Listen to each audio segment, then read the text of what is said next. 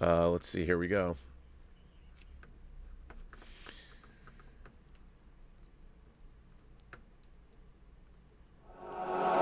Observations with Robert Meyer Burnett.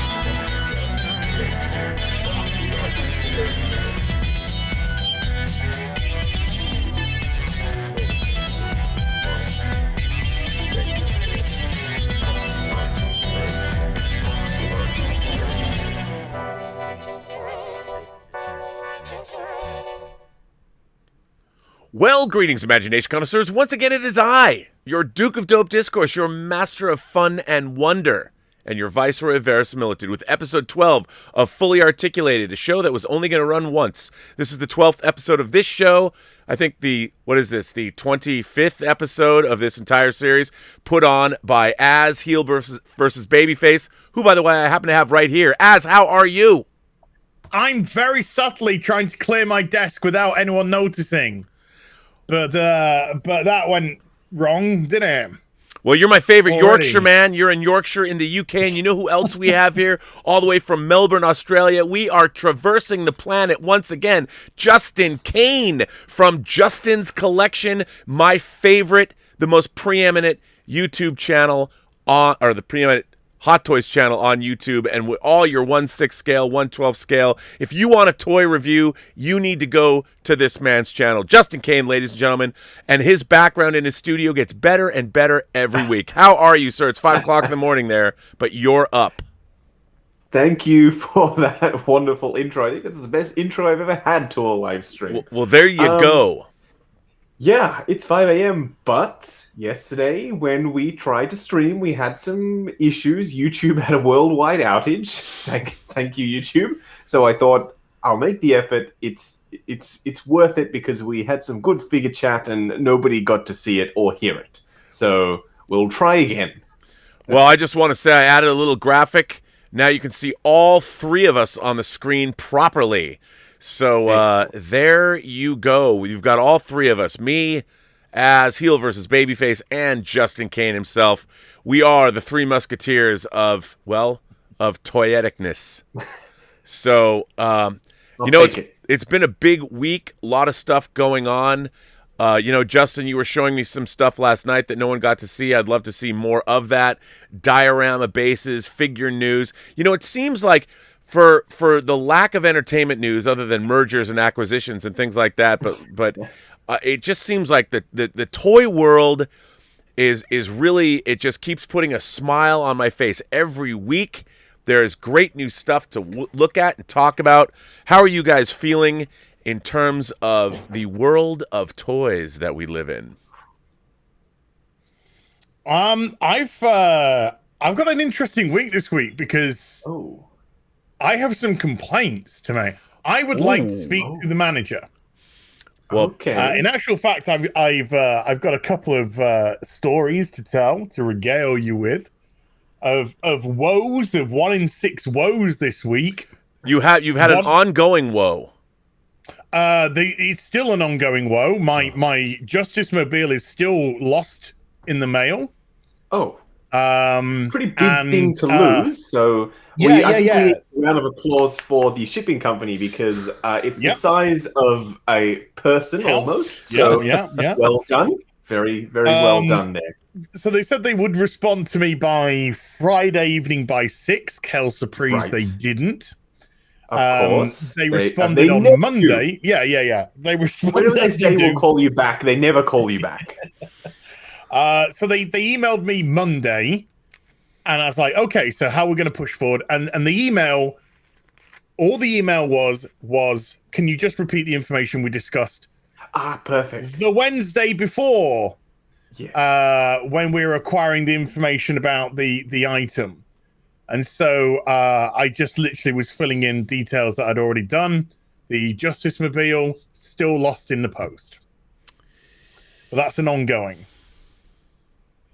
But I'd like to speak to Justin later because I want to talk about the Leon Kennedy Dan toy, which I'm very displeased with. And Robert, no good deed goes unpunished, sir. Oh no. I did So, look. ladies and gentlemen, it was Robert's birthday on Saturday, and the bastard never told me, did he? So I found forget. out via a tweet yesterday that it was his birthday over the weekend. So I felt horrific because obviously I've been working, with Robert now for the best part of a year, and I felt really guilty that I hadn't participated. And in I feel his... terrible that you felt guilty. I feel bad. No. It was your birthday, so I felt bad that I hadn't participated in his birthday celebrations of some kind. So I said to Robert, Robert, what would you? I didn't say what would you like. I said, have you got a Mark 47? And he was like, I was thinking of pulling the trigger on one. I said, Robert, allow me the privilege of getting you a Mark 47 for your birthday. What a gift that is, too. My God. And I was like, no. I insist, sir. So I said, send me your docs and I'll send it to you. And I'm feeling good, obviously, because Sideshow's stateside. This is going to be a piece of cake. So Robert sends me his docs. I go purchase the Mark 47.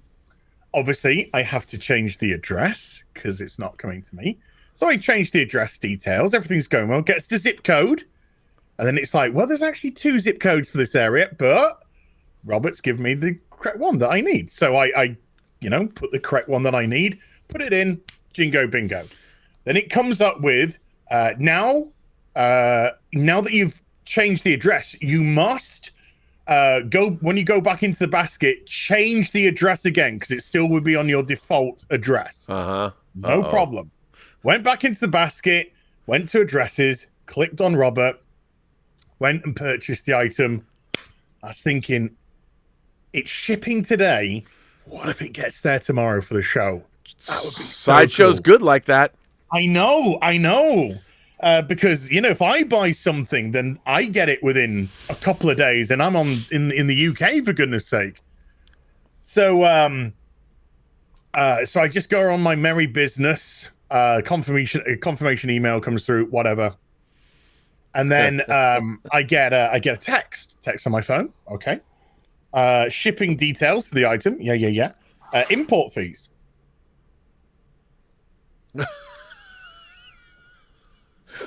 What? Now, people should know that Sideshow is basically about 20 miles away from me. Yeah.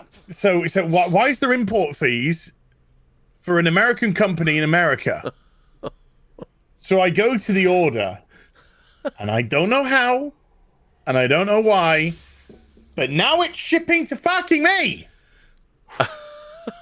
And I am going nuts over here because I made absolutely sure that it was coming to Robert. So I go straight onto the live chat. When it says it's shipping to you, I know it fucking says it's shipping to me, but I didn't fucking done it.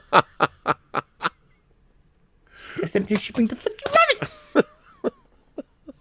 And they said, "We'll look into it. Can you hold fire? We're gonna try and get the item returned to us from the courier, because the courier's now got the item." Yeah.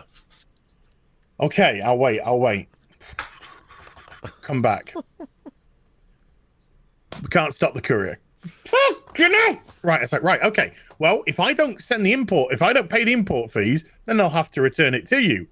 And they're like, well, they might have actually shipped it onto the plane by now, and it could actually be on its way, and they hold it in the UK. And then if you don't pay an import fees, instead of returning it to us, which we would give you a full refund for, they would just destroy the parcel, because it's just cheaper to destroy the parcel. So I'm like, I'm trying to be calm, and I'm like, I am so fucking pissed off right now. And they said, this is how you should have set up the address. This is how I did fucking set up the address. I said, I knew, because it fucking said exactly what you're fucking telling me. So I made sure. Oh, now I feel really bad. They said, we'll try and get a hold of them, and we'll see what we can do. So obviously, because it's 8 hours behind, they only opened up, a couple of hours ago. Needless to say, nothing's come through. I am hand on heart, cross my heart, hope to fucking die. I have had 3 fucking phone calls and emails today from the couriers saying, can you pay the import fees? 3! 2 phone calls, 1 email. So it's in the UK now. I don't know where it is. They're not telling me where it is. All I know is I've been harassed by fucking DFS or DPD the road or to hell, whoever. the road to hell is paved with good intentions. But do you know what I did, Robert? Do you know what I did? Because I love you, I went and purchased another and sent it off to you. No. Oh my god. So if I get another, if I have to get this one, I'm at 47. I'll set up a competition where the winner will be my friend. Well, Critical Drinker is a massive Iron Man fan. I will just send it to Critical Drinker. Yeah, and Critical Drinker reached out to me and wanted to do another stream, and we settled on. We talked about doing it. I don't know if we're going to do it tomorrow, but we settled on Alien.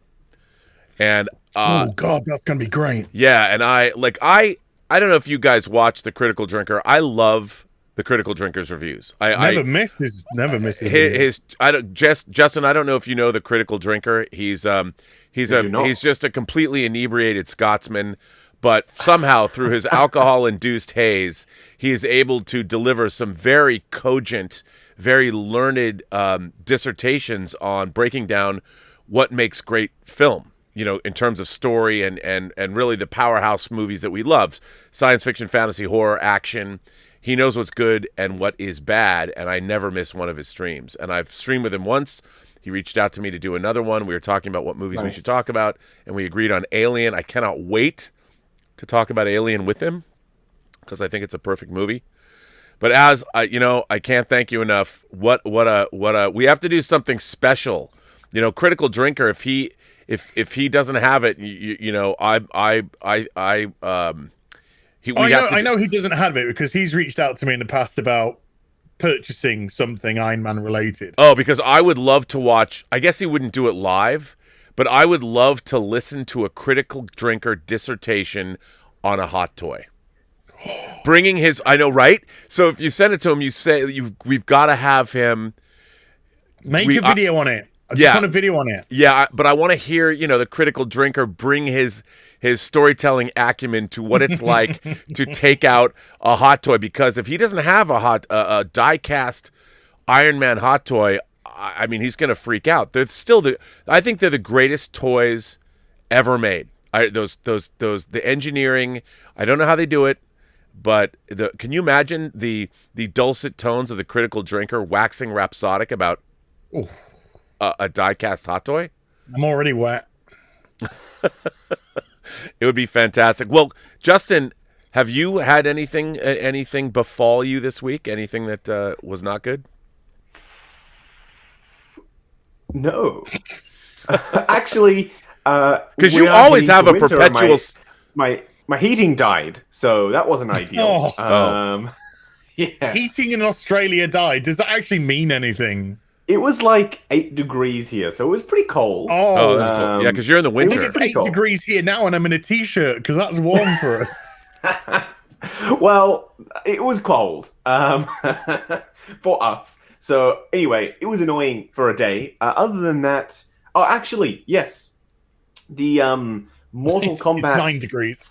Sub-Zero. Oh yes, this you told me. I picked up recently. The pleather completely disintegrated in my hands. Hold on. I have somebody else wants to speak to the manager. The remnants of it are now. Oh in this box no! Here. There are just pieces of pleather absolutely everywhere. Yeesh. So I am trying a fix. I have bought some pleather and leather paint, which basically how it works is you peel off all the pleather and you repaint the fabric, with whichever color you've purchased. It's how they repair couches and chairs and whatnot. So the second coat is now drying on Sub-Zero's thing. And it looks good. It looks really good so far. Apparently it's going to be sturdy and stretchy and flexible and it won't crack. So if it works, then we may have a potential pleather fix, because I always hear people saying their pleather is is dying on figures, and it is on my original Winter Soldier as well. His leather jacket is completely disintegrating as well. Oh no! So yeah, I really like that one. So it's not ideal. My Winter Soldier, I have the original version, has like these straps across the front. Well, one of them has fallen down, and I don't know if that was glue does die on that. Yeah, and I don't know where it's supposed to go. I wanted to glue it back, and I can't. I don't know what to do. I can assist with that, sir. I would. I might need an assist because I love that figure. It's still my favorite Winter Soldier. Awesome. It's an awesome figure. Great accessories. I love the figure, and I don't like the fact that I'm looking at it right now, and it really bothers me. But there's a company called G Wiz Collectibles, and they make real leather versions of his coat, of his jacket, but it's really, really expensive. They're a custom studio. They work with Big Chief. They make the one-off outfits for Big Chief Studios, and then Big Chief takes those outfits to the Chinese factories and obviously gets them mass-produced. But they also do some custom stuff, and those jackets look insanely good. Better than the original. Well, I'll leave this to you to deliver, since Az has not been having a great time. There is great news. I don't know if Az has discussed it, that you can tell Az, because it pertains to Jazz Inc. That is, I know his Justice Mobile is lost, but there is other good news for Az about things that he has been ordering, and it's Warner Brothers news, and things that Az has ordered. I mean, assuming the Justice Mobile ever arrives. Assuming they arrive. Assume they arrive. But there is good news for those of us who are Jazz Inc. fans, as we all are. So why don't you deliver that good news, Justin? Since your name's now on the box, I've never been jealous of anybody, but I'm jealous that your name is now on Jazz Inc. product boxes. I think that's the coolest thing ever, by the way. I know, and I'm not sure if you'll notice, but if you look closely in the Falcon video on the box, they've used the Justice Mobile text on the back of the box for the Falcon, so it says Justice Mobile on the Falcon box. Well, that's the Falcon has delivered justice, like to the Death Star, of course. So of course. Of course, but they have got the green light in almost all of the countries where there are licensees for Warner Brothers. They've got the green light with the licensing. It's just India and South America that are left. Everywhere else is in the green. America, Australia, whatever. So we should be, hopefully, able to order once again, and as you should be able to get yourself, hopefully, your Batwing. Wow, I'm already clicking now. I saw the screen light up. By the way, I don't know if you have it at arm's length, but last night when we were streaming, you showed an accessory. Accessory that is one of the coolest things. Broke on camera. But we won't talk about this. As you've got to see this. This thing is so cool, and it's less than $100. Wow! And it is. Please wait while I repair. It is so cool, and I'll let Justin explain what it is. But I think you'll need this. Let me go. Hang on, I'm going to go full frame. Let me go full frame on you. And if you could show this, this thing is unbelievable. Oh, yes. Hold that up a little bit, Justin. Yes. So this is is this not the coolest thing? I mean, wow! Look at that. Look at how cool that is. And this is the Iron Man version, right, Justin? Oh, look at Wayne. Oh, wow. Yeah, this is the Batman edition. There's a little Batman on the screen there, little suit. Yeah, it's badass. These screens are articulated. It's what I broke because I was not careful. But where was this? Tell me. It's a Toys Wonderland. It's like $89. It also comes with a stool. A stool. Less showing, more telling. It's from Toys Wonderland, of course. Wow. How good will that look in your Modu case lit up, man? Dude. Oh, yeah. It's got a permanent AC power adapter, so it can be powered all the time. And it also has a remote with Batman and Iron Man's face on it, because there is an Iron Man version. And of course, you can simply hit the switch and she lights up. It's a beauty. What's it called? It is called the Workshop Scene Test Desk 3.0. Not very specific.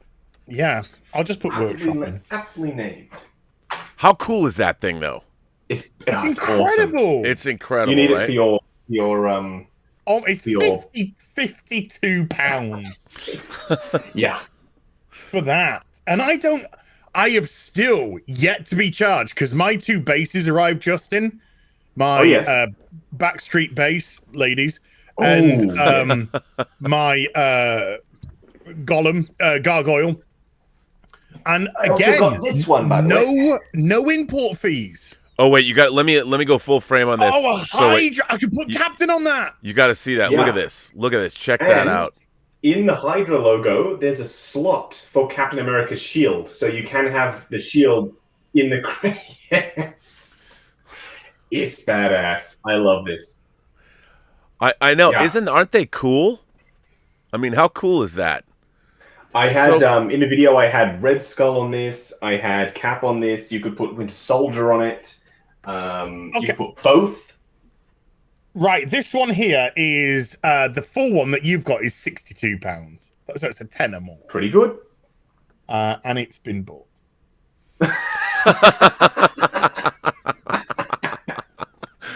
That's what we like to do on this show, and it's been bought. Now, I have to tell you, like I told Justin this. So Toys Wonderland has a pretty great pay-as-you-go plan. Mm-hmm.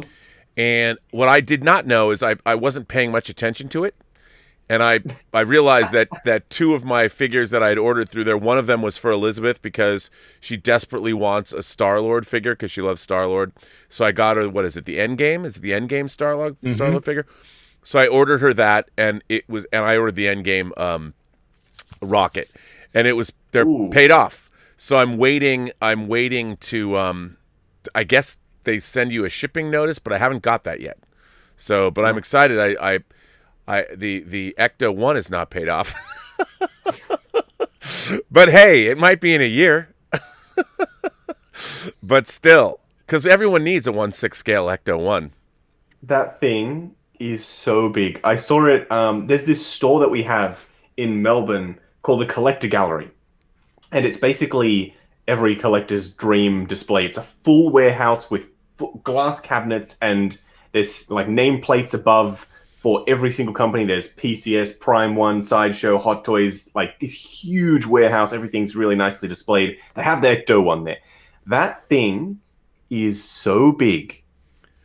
When you get it, I think just the box alone will be as big as a fridge.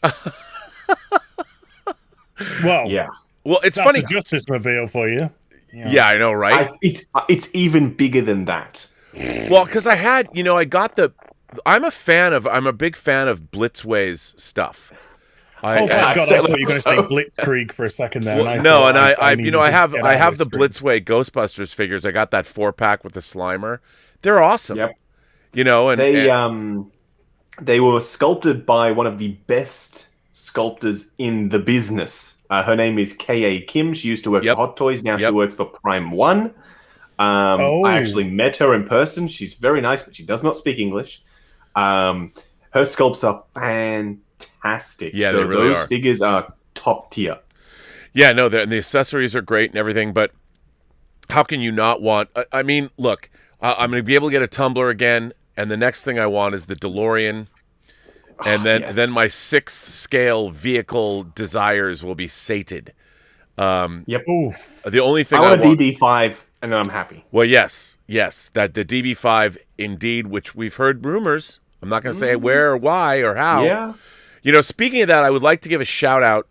I got a great birthday present from a friend of mine named Roberto Suarez. Oh, okay. And not you yet. but so apparently he went to a store or something. I got to show this because it's pretty cool. He made this, and it's a 3 3/4 inch carded James Bond figure. But he made it. Like, he went to, I don't quite know, and it's collector friendly. This, you can pop this out, and he like made the card and everything. And what's really great, yeah, and on the back it even has if you see it, it has an imagination connoisseur logo here that he, it's like he went to a store and did it, and then he wrote this dossier, and the dossier has a lot of references to actual Ian Fleming quotes and things like that. And it's he was thinking, wouldn't it be great if they ever did a 3 3/4 inch Bond series?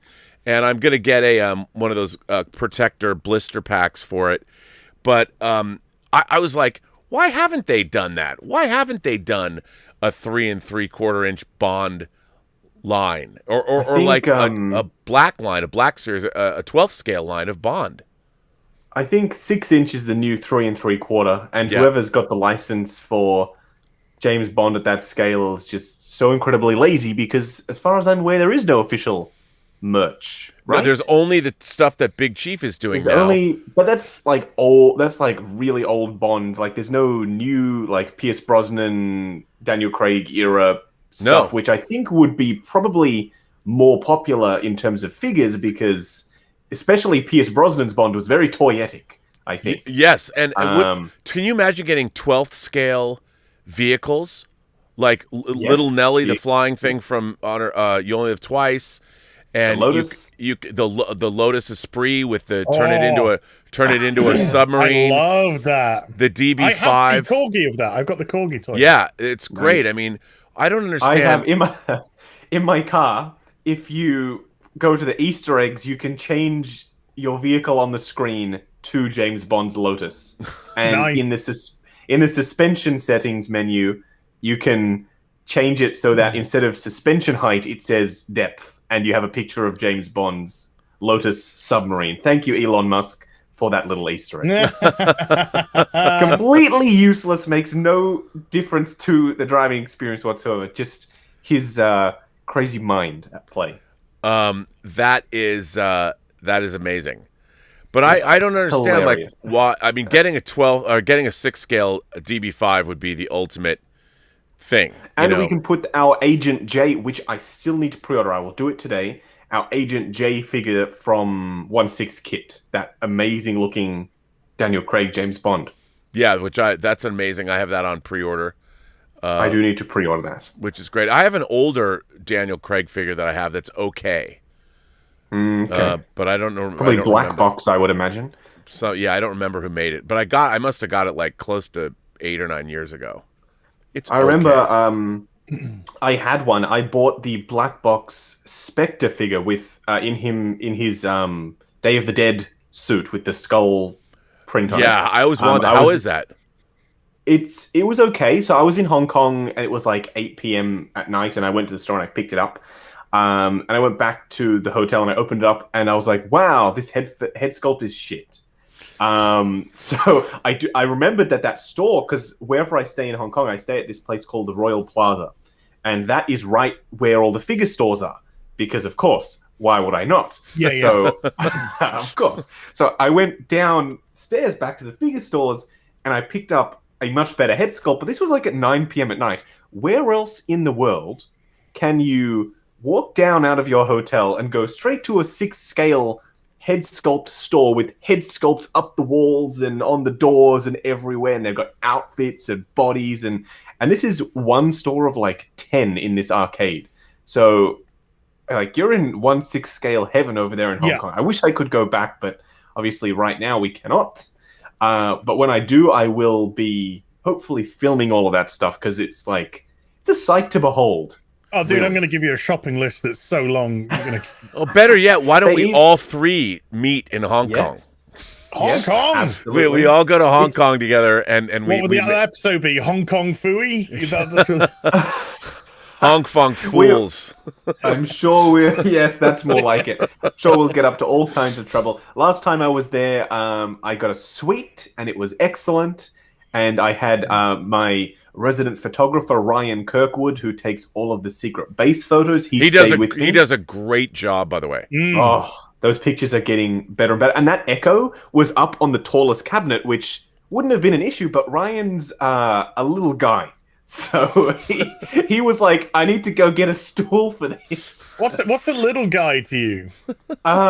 Like, I don't know. He's quite small. 5 something maybe. He's quite little. Like when I was in my Batman cosplay, he came up to maybe here, I would say. Yes. He's like a pocket-sized little guy, and he's like, I can't get up there. It's too tall. Why are the humans aren't this size, especially over in Hong Kong? So he produced a stool from somewhere, I don't know where, but he got the pics. He somehow managed to make that happen for us. No, he's been getting better and better with his photography. I think he's tailoring his photography now to your reviews because he knows what you want. And he even takes a thumbnail specific photo for me. Like, I'll go through and I have all the pictures, and then there's one I'm like, okay, that's the thumbnail. Thank you, Ryan. The Echo one looks great. I mean, the figure looks great. But he's creepy. His face is real creepy. I know you were really. Oh, it creeps me out. You know, and we talked about this last night on the show, but I wanted to bring it up today. I don't know if because I haven't heard Az's opinion on this. So Hot Toys is coming out with their 600 masterpiece series, and their 600th figure. And you thought they were going to come out, Justin. You were hoping, and a lot of people were hoping it was going to be Obi-Wan from the Clone Wars. Or the Mark 1 diecast would have been a nice... Yeah, or the Mark 1 diecast. Oh, Mark 1 diecast, yes. Yes. But that's not what they put out. Oh God, it's gonna be Rey fucking Skywalker, isn't it? No. They're doing something that is quite. Here, I guess I'll have to go get the actual graphics of this.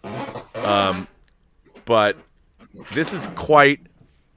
I don't know what you'd call it. Odd. Okay, Tony Stark, Iron Man 2.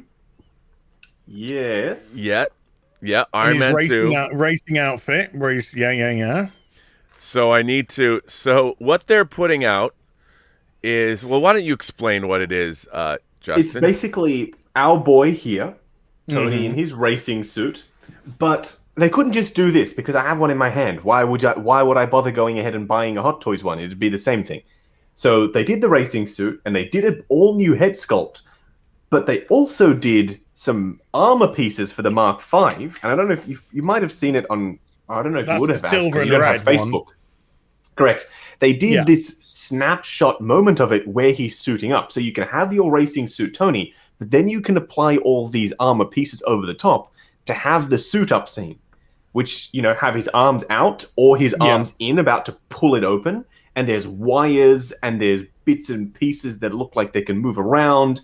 And you can see through it down to the racing suit, and this helmet thing comes around his face. Here, I'm adding this. I'm adding this to the show right now, and it is real interesting. But it's so. Weird. I mean, it's kind of out there, to be honest. So let me throw this in. So here is what Hot Toys. It's their biggest. Their release for their 6th scale version of this, but like you said, Justin, it's a moment in time. It's the racing suit, and like you said, many people have put out versions of the racing suit, like third party. Hot Toys never did it, so they're doing this, and it's pretty amazing. Now, here's a close up of just Tony Stark in the racing suit, and I think this head sculpt is goddamn amazing. I mean, this is of course after Whiplash smashes his car in half, or cuts it in half. But it's a pretty interesting. I mean, you get the racing suit and all this other stuff fits over the top of it. But it's like when he stretches his arms out as the suit is in the middle of forming around him. So it's kind of wacky. And then the deluxe version comes with the actual suitcase that also you can put in various forms of things, and it's insane. Isn't that insane? So what do you guys think about this? I mean, when I first saw this, I wanted to know, Justin, what you guys both thought, and then you, Justin, did a video on this. But as I haven't. Let me get this better picture of the full on, because it really is like a moment in time, because you're in mid transformation. So here's let me throw up this picture of the mid transformation shot. I just thought this was. I can't decide whether or not this is cool or wacky. I mean, the idea of it's cool. So here he is. Here he is in full on. So this is the moment. Like, this is the moment that's in the movie where the suit, the Mark V, is in the process of forming around him, and there's all kinds of cool details, and you can adjust where the transformation is at here, and it's cool, but it's also pretty zany. So I don't know. What do you guys think of this? I'm kind of like you. I am a little confused because it's not something that you can. I mean, you can pose it, yes, but that kind of defeats the object of the transformation. That's exactly what we said yesterday. It's like it's basically statue level. Yeah, it's almost a statue, because it really has to be in that pose. Yeah. Right. That's the pose he was in when he was forming around him. Because he can't fight in this thing. It's not there. No. So it kind of looks like Hot Toys are almost wanting you to have Racer Tony, then you have that, then you have the Mark V in a posable position. You have all three. Yes. So you need three. So please go buy some Mark V's, kids. If you'd be so kind. Maybe they got a surplus and they want to get rid. I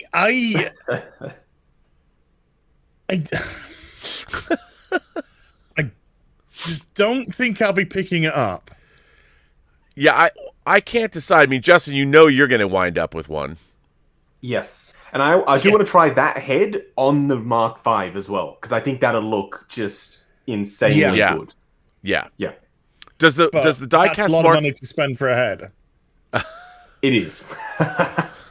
Depends what city you're in. A lot of money to spend for head is completely different, Robert.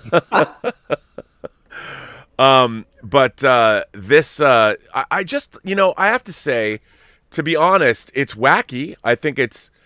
But I kind of wish like Hot Toys would have done something really out of the box, like maybe a new license. Hot Toys are meant to be posed, and they're meant to be posed and positioned, and put in some sort of either dynamic or iconic imagery. This is an iconic. Well, it's not an iconic pose. He's just changing into his outfit. This is a 1-in-6 statue. You really can't do if you want this to not look goofy. Then there's only one real thing that you can do with it. Otherwise, it's kind of like, there's two. You can also use those pieces and have him doing the pull the chest apart motion. Right. So, you can have two. You can have two poses. Now, it would be interesting if you changed the word Tony to the word Clark, and then the pulling motion would be fabric shirt. Yes, and underneath it would be an S for Superman. Ooh. That would look pretty good. You could have that as a hot toy. Okay. To rip that. Since you brought that up, I watched Gem Mint Collectibles did a... we filmed our collab, by the way. Gem Mint and Oh, you did? Did you see his video? Finally. Sideshow has put out a statue exactly like what you just described. Yes, they have, and he's doing where he's running and opening. He's in a running position. He's opening, and the fabric they've made the fabric so it's blousing out. Like his tie is got wires in it behind him. It's like a quarter scale figure, and he's running on a base, and the base itself is like a street, but it's in the form, the shape of his S, but it's a diorama base. I saw Gem Mint's video of that, and I'm like, oh man, that is really cool. Let me see if I can find. There's a poser who has made a custom 1/6 scale version of that, and it looks insanely good. Let me see if I can find that. By the way, I mean, I've been watching Gem Mint. Was he a nice guy? You know, yeah, he was great. Oh, we chatted about basically we did statues versus figures. About, price point, space issues, pose. because he's got an incredible collection of statues. He does. So that hopefully will be out relatively soon. He was so nice, in fact, that we filmed. So basically, we filmed the meat of the video is going to be the same for both of us on both of our channels, but then we have a different intro and outro. And he offered to edit my intro in for me. I was like, "Oh, just send me the project file. I'll do that." And he's like, "No need. I will edit it all together, and I'll pop your intro in there, and then I'll send it to you." So, yeah, super nice. Yeah, and he's been one of the things I like is he makes funny sketches with his wife. Like I'm like my wife doesn't. I've got this statue coming. I've got to hide it from her, and he'll go get it, and his wife's like, "Oh, is that another statue?" And he's like, "Oh, I'm busted." It's just funny. I love those videos because we've all been there. Yeah. I have a quarter scale. Oh, I answered to me and no one else. Thank you very much. I found it. I mean, I get some looks by Bell, but I'll send it to you on Facebook, Rob. This is a beauty. All right, I will. Now then, I've just had an email from Sideshow. Ari the Leon Kennedy. Oh, yes, okay. Oh, you haven't told us about your very displeased. I know. We'll get to that story. Okay. We're doing something else. All right. We'll get to this. I have sent it to you, by the way, Robert. Yep, Oh, this is a 6-scale. Wow, bruh. I know. Wow. It's really good. Wow. Oh, I'm going to throw this up. This is, wow. And this is custom, Can you see that as? Here, I'm going to put it up right now. So I was reading the email from Sideshow. No. I love that we have breaking news stories. I mean, this is like... I know! The old action figure therapy channel. It's like kind of like what this has become. So this is a 6-scale custom figure by Youngbum73. Youngbum73. And this is an amazing... I mean, look at this. So this has wire stuff in it. Tell us what are we looking at here? What is that? It looks like the base would just be Hot Toys Christopher Reeve Superman, I would imagine, and then he's put the outfit over the top. Quite simple to do, and it looks awesome. I mean, that outfit fits perfectly on that body, and it's wired. And that pose, this guy is known in the 1/6 scale community as, I think, one of the best poses there is. If you scroll through his Instagram page, not a nice thing to say, Justin. And his name is Youngbum73. He's such a poser, that poser. Wow, the biggest poser of them all. Anybody, everybody who's on Instagram, you've got to subscribe to his channel because this dude, like you just said, wow, Youngbum, it's YONGBUM 73, Youngbum 73. Wow, I'm going to my Instagram right now. And he is actually friends with the lead Hot Toys painter, JC Hong. So JC Hong actually sends him for Christmas each year a Hot Toys figure, and the Hot Toys team signs it. So they are quite good friends. Yeah. Nice. Okay. Yeah. We like that, are we? Here's the fall. Yeah. Hot Toys actually recently shared someone's review of a Hot Toys figure on their Facebook page for the first time ever. A Korean channel. If you'd like to share Justin's videos, Justin wouldn't mind Hot Toys. So, let me know. Phone's always sitting here waiting for that call. He's talking about us, not him. He's talking about... Yes, of course. I'm talking about this guy here, of course. Yeah. Well, I got to show you this. There's a picture on his Instagram that that I love. That this is actually a figure of George Clooney with a chair. Yes, he's chair. Awesome George Clooney. and what's amazing about this? Here's George Clooney with the chair. I look at this pose. I mean, the way that he has the clothes, the look. I mean, everything. This looks like it's a shot out of GQ magazine. I've never seen this figure before, but my God, look at that chair. Where can I get that chair? And there's George Clooney. Like that is a great pose. I quite. He also has a custom Charlize Theron as whoever she was in the Old Guard. Wow. He has a full seamless body version of her character. That looks awesome. This guy has some of the best customs I've ever seen and some of the best poses I've ever seen. Not the number one pose, though. You need that chair. Yeah, you need that chair. I need the chair, but I have to say, here's another one, Yongbum 73. This figure, here's a figure that I've wanted a version of this figure for a long time. The company that was going to make one recently went out of business. But this is also on his Instagram channel. Here is Arnold Schwarzenegger as Conan the Barbarian. I think this is the caustic plastic version on a diorama base.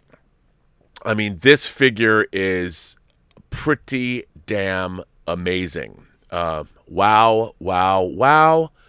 I would love to have this figure. Man. Now I'm going to start salivating over this Instagram feed. Normally, these aren't the kind of Instagram feeds. When you subscribe to it, you'll see that a pic or two every day, and you'll be like, "Damn, I need to get to my posing." I'm kind of thinking, take that George Clooney, take the head off, put Ben Affleck's, and you got one suave Bruce Wayne. Yeah. Oh yes. Absolutely. Wow. Not that, but Clooney was Bruce Wayne. Yes. Yes, he was. So you could have a better version. That, by the way, that Arnie is. I'm gonna have to get that from my friend for Christmas. It's unreal. Where can you get that one from? Would you buy Batman and Robin Batman and Robin and Batgirl? Yes. Yeah, me too. Of course. Is the answer. Me too. Yeah, it's an easy answer, to be honest with you. And Mr. Freeze. Of course. Oh, the Mr. Freeze. I think the costume for Mr. Freeze is brilliant. Especially if it had die cast in it. I mean, not die cast. I mean, lights. Yeah, the light up with the blue LEDs, man.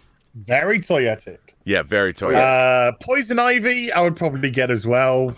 Yes, Bane, of course, have to get Bane. Naturally, that's an awesome design for Bane. Well, because those figures are all very toyetic, and that was like the number one thing that Joel Schumacher was focusing on, right? Was how toyetic these things can be. So, I really like the Batmobile from Batman Forever.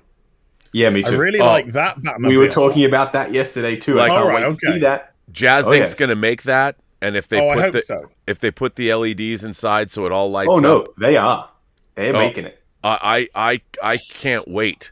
I mean, I love that. Can you imagine having a whole fleet? I mean, if they make that, then you're going to have three. You've got the Tumbler, you've got the Batman Forever Batmobile, the Batman 66. I mean, how cool is that going to be with the figures? I mean, lining those things up, the whole history of Batman. I tell you what, if I pick, because I've got the Tumbler, I've purchased the Tumbler. I'm obviously just waiting for it to be delivered next year sometime. I've purchased the Justice Mobile. If Jazz Inc. create the Batman Forever Batmobile, I'm picking that up.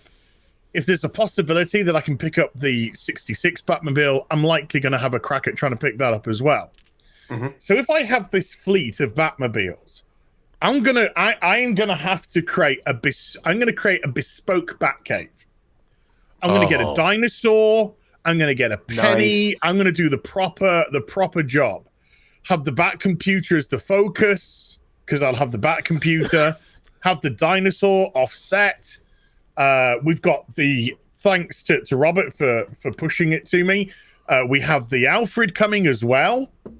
But you can pick your own Alfred. Do you want Michael Caine? Do you want Jeremy Irons?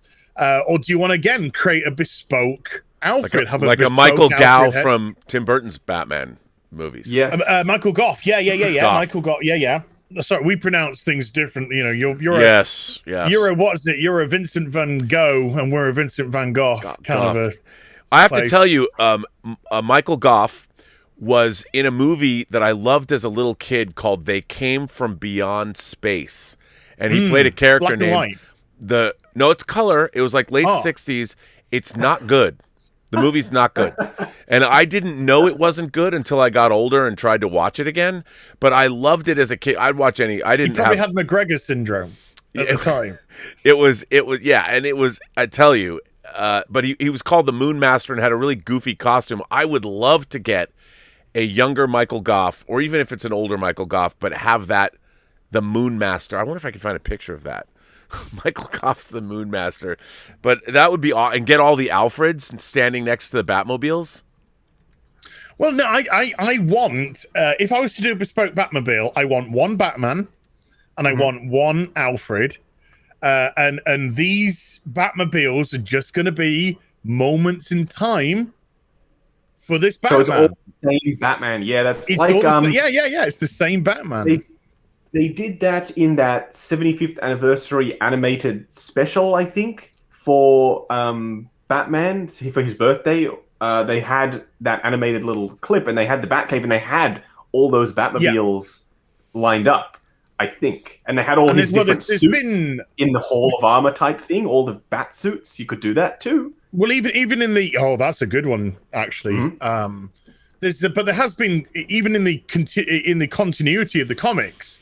Depending on who's doing the art, depending on who's doing the writing, when they sometimes show off like a big panoramic view of the Batcave for establishing shot, you'll often see Batmobiles from different generations, whether it be film or different generation of the comic of Batman as well.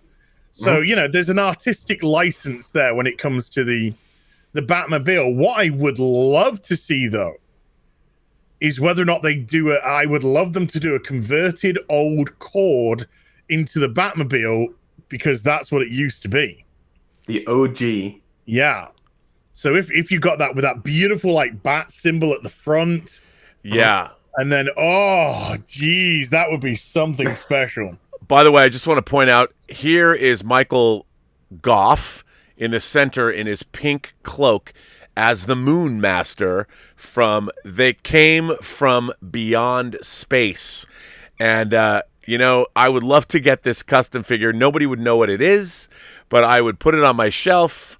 I would rock that stuff, and I would hope that somebody would look at that and go, wow, that's pretty cool. If a third-party person made one of these, I would be the only person who bought it, probably, because nobody has. I don't think anybody. I know, right? Wouldn't that be awesome? He looks like a member of the Masons. Oh my god! So I mean, there he is, and this probably gives you an indication of how great. I mean, who wouldn't want to watch a movie called "They Came from Beyond Space"? Hell, maybe it's ripe for a remake. I should look into the rights to it. Yeah. I mean, look at these English dudes. Don't they look formidable? They look like they could really do with a sit down on a cup of tea. Although maybe they're Satan worshippers. They're from a little bit achy. Would you mind if we just have a little sit down, old boy? take it off the old bones and all that. Oh, we could have called it white men from space. With gray hair, they've got their gray hair. With fake gray hair. I mean, look, I don't know what it looks like. They're wearing pajamas underneath their capes. I'd be disappointed if they weren't. And slippers as well. Peter Cushing, notoriously wore slippers when filming as Grand Moff Tarkin. So, yeah, because his what booties, exactly is a he moth? had big I've always feet. wondered. Hmm? What exactly is a moth? I've wondered, and how do you become a grand moth? I think it's just a nice word for a twat, Have I told you my Star Wars story about that? No. With his big feet. No, so when I was working on the Lord of the Rings documentaries, somebody had to interview Christopher Lee, and everybody was scared. Mm-hmm. I'm like, I'll go interview Christopher Lee. What, are you kidding me? So I got to fly for the very first time. I got to fly to London. And when you interview people, sometimes you rent like hotel suites so the celebrities feel like they're not going to someone's house, that there's a neutral place, and if they need to, they can leave. So I go to interview Christopher Lee, and we got a suite at the Dorchester Hotel, which is a very nice hotel. And we had a company in England called Special Treats who came in with the camera crew and everything. And this was right before Attack of the Clones opened. So there was Attack of the Clones posters everywhere, and I ended up doing a 5-hour interview with Christopher Lee. It was the longest interview I've ever done. It was so much fun. And at one point he says to me, he says, I'm in the new Star Wars movie. And I said, yes, I understand. I understand your character, and it's fantastic. And he says, my good friend before he passed away, Peter Cushing, was, of course, in the first Star Wars movie. And I said, yes. And he goes, when I saw the film, I called Peter afterwards. And I said, Peter, you were just horrible to that princess, just terrible to her. You treated her with disrespect, just badly. And, oh, by the way, what exactly is a grand moff?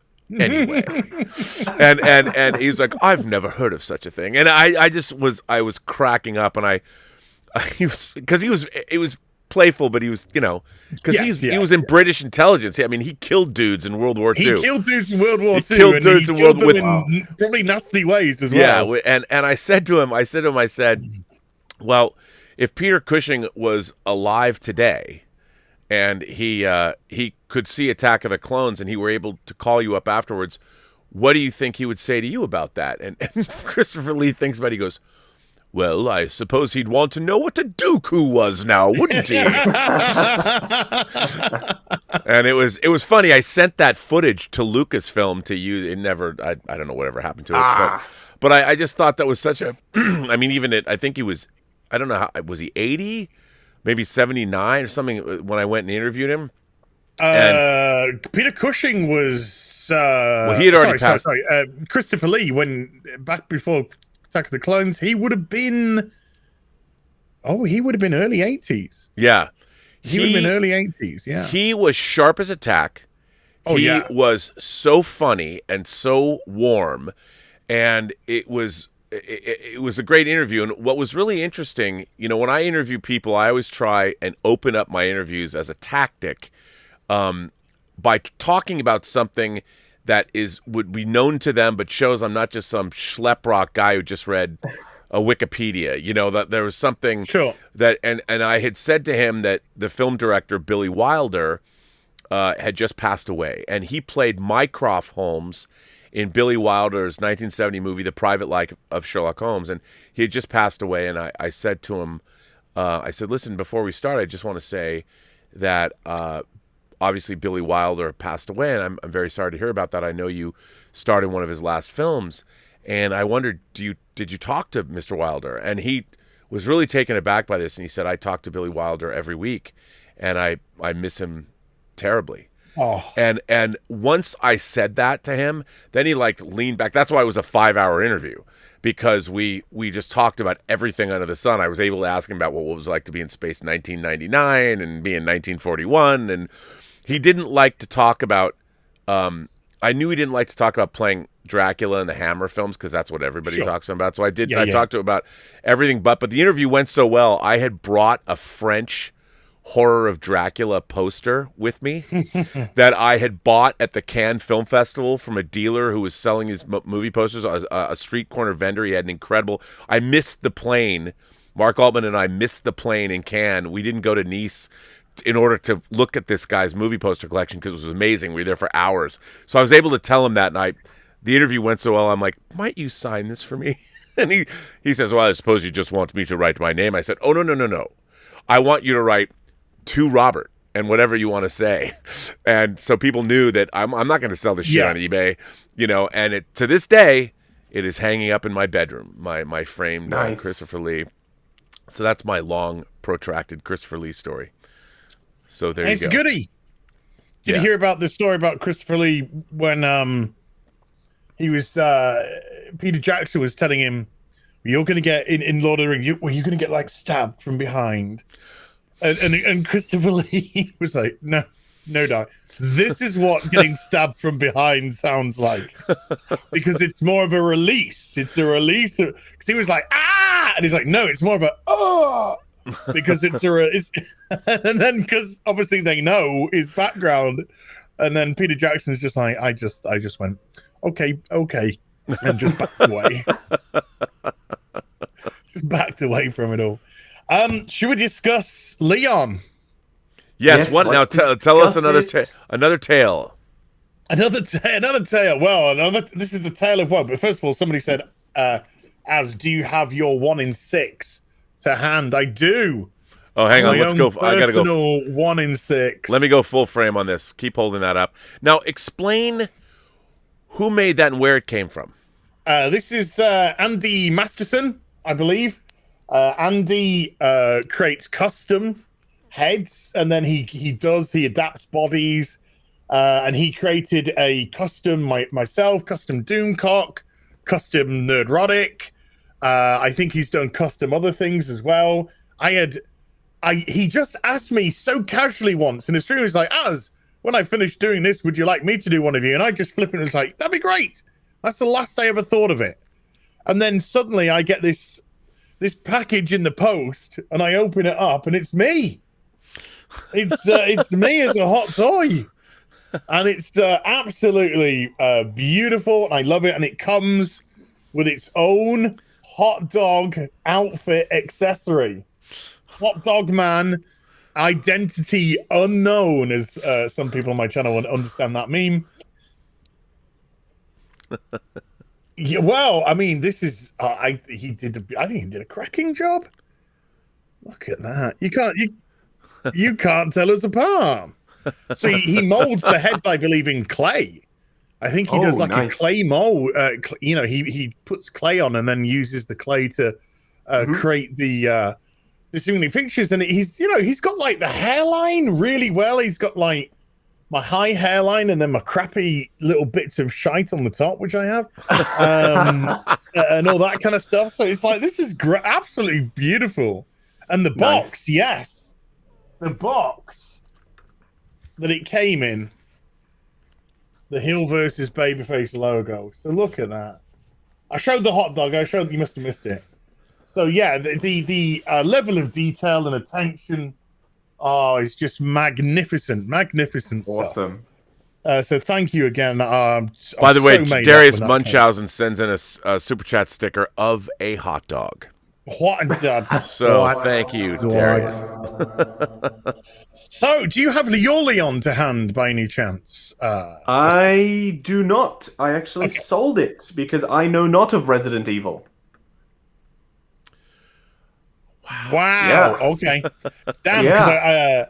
Okay. So. Damn toys. Damn toys. I'm sorry. My Leon arrived, and at first glance, and I do say, it's beautiful in terms of. I think the outfit's beautiful. The costume's beautiful. It comes with an absolute metric ton of accessories. Yes. And all of them fit the game, from all the various keys that you can pick up: spade key, diamond key, heart key. Club key, etc. The head sculpt of Leon is beautiful. Fits the character really, really well. Virtually everything, like the shoulder pads, the knee pads, the flak jacket, all of these can be taken off. So it's so customizable how you want to have the character of Leon. Even if I just turn it to the back and even the front. Even these RPD and the stars, these are all Velcroed. So they can come off as they would in reality too. So that's for our friends out there. When this arrived, I immediately noticed there was something missing. And that was the second shield from the shoulder. It's meant to have a shield on both shoulders. This one was hanging off, and I had to push it back on. And this one was non-existent. Checked all in the box and everything to see if it'd come out during travel. Not at all. They have confirmed that it should have 2 shields. So if yours didn't, it should have 2 shields. Then have a look at my video. The belt. This belt that you can see here, the one that has the this belt that you can see here, which has the radio, which again is customizable, cuffs, customizable. Torch, customizable. You can add a knife onto the back there. You can add multiple things onto there if you want. This is held together by a Velcro piece here. The glue that was holding the Velcro piece on was pathetic. And I Velcroed it on, and I tried to gently Velcro it off to move it around because I wanted to move something. Immediately came off. There you go. There you go. Lemon on your hands. As... Yeah, so the glue on this was absolutely pathetic. So I actually had to get my glue out to glue on the Velcro. And I've only done it on one side, and the other side has also got disintegrated glue. So when I take off the other side, I'm really just going to have to, peel off the Velcro and glue. Again, put my own proper glue on there and let that hold for a few, couple of hours, and then put it back on. So yeah, I was so disappointed in the fact that the quality of the glue was garbage, and the missing. I mean, come on, a missing. Are you getting a Shield. replacement? Well, that's the email I've just had. Nice. So the email that I've just had was, thank you very much for your patience and giving us the chance to make this right. Please know I have booked order reference to replace your Leon Kennedy's body. So I think they're sending me the jacket here. Okay, nice. I think they're sending me that. So I'm going to have to... This is the worrying bit, because now I'm going to have to unvelcro the flak jacket, and if the glue quality is the same on the flak jacket as it is with the rest of the jacket, this could be such a cluster. Hopefully, it's the whole body. You mean the actual torso? Hopefully, it's everything. Or just the entire whole body, yeah. And yeah. I mean, that would be fine. But I would say normally they'd say, please, can you... I mean, if they did, what I could do is I could just get any old rando head and put it on for another RPD officer. Correct. So it looks like Leon. But I want Leon to go into my back passage. I said that wrong. I want Leon to go to my back. I want Leon to go into my back street passage. Yeah, that's not any better. That's not any better. I want Leon to go into my back street diorama. There you go. There you go. As good as we're gonna get. But yeah, it's so frustrating because the sheer amount of accessories on this is insanity. Absolutely insanity. So it's not like or the Desert Eagle, which you have to buy separately. They sell just the Desert Eagle by itself. Well, I didn't. Yeah, the Deagle wasn't there. But what I've done is I put a partly customized Matilda into the pistol. Nice. Hold, so you can see the extended barrel, and then you can see the extended clip, and then you do get the extended stock for the Matilda. I do remember somebody asking, "What's this for?" What that was. I can't remember who. But some guy. That does produce a lot of activity. It does produce a lot of activity in the comments section because so many people want to tell me what that thing is. There you go. So joke's on you, all of y'all. That's good interaction, That's good algorithm stuff, that is. Yes. But it's so frustrating because the radio. This is clip-on, Robert. This is clip-on here, and it goes into a harness on the belt. So the radio it's phenomenal. The torch... That comes in its own holder, which can come in and out. Can you scooch it over a little? Yeah, there we go. Yeah. Sorry. Yeah, so like the...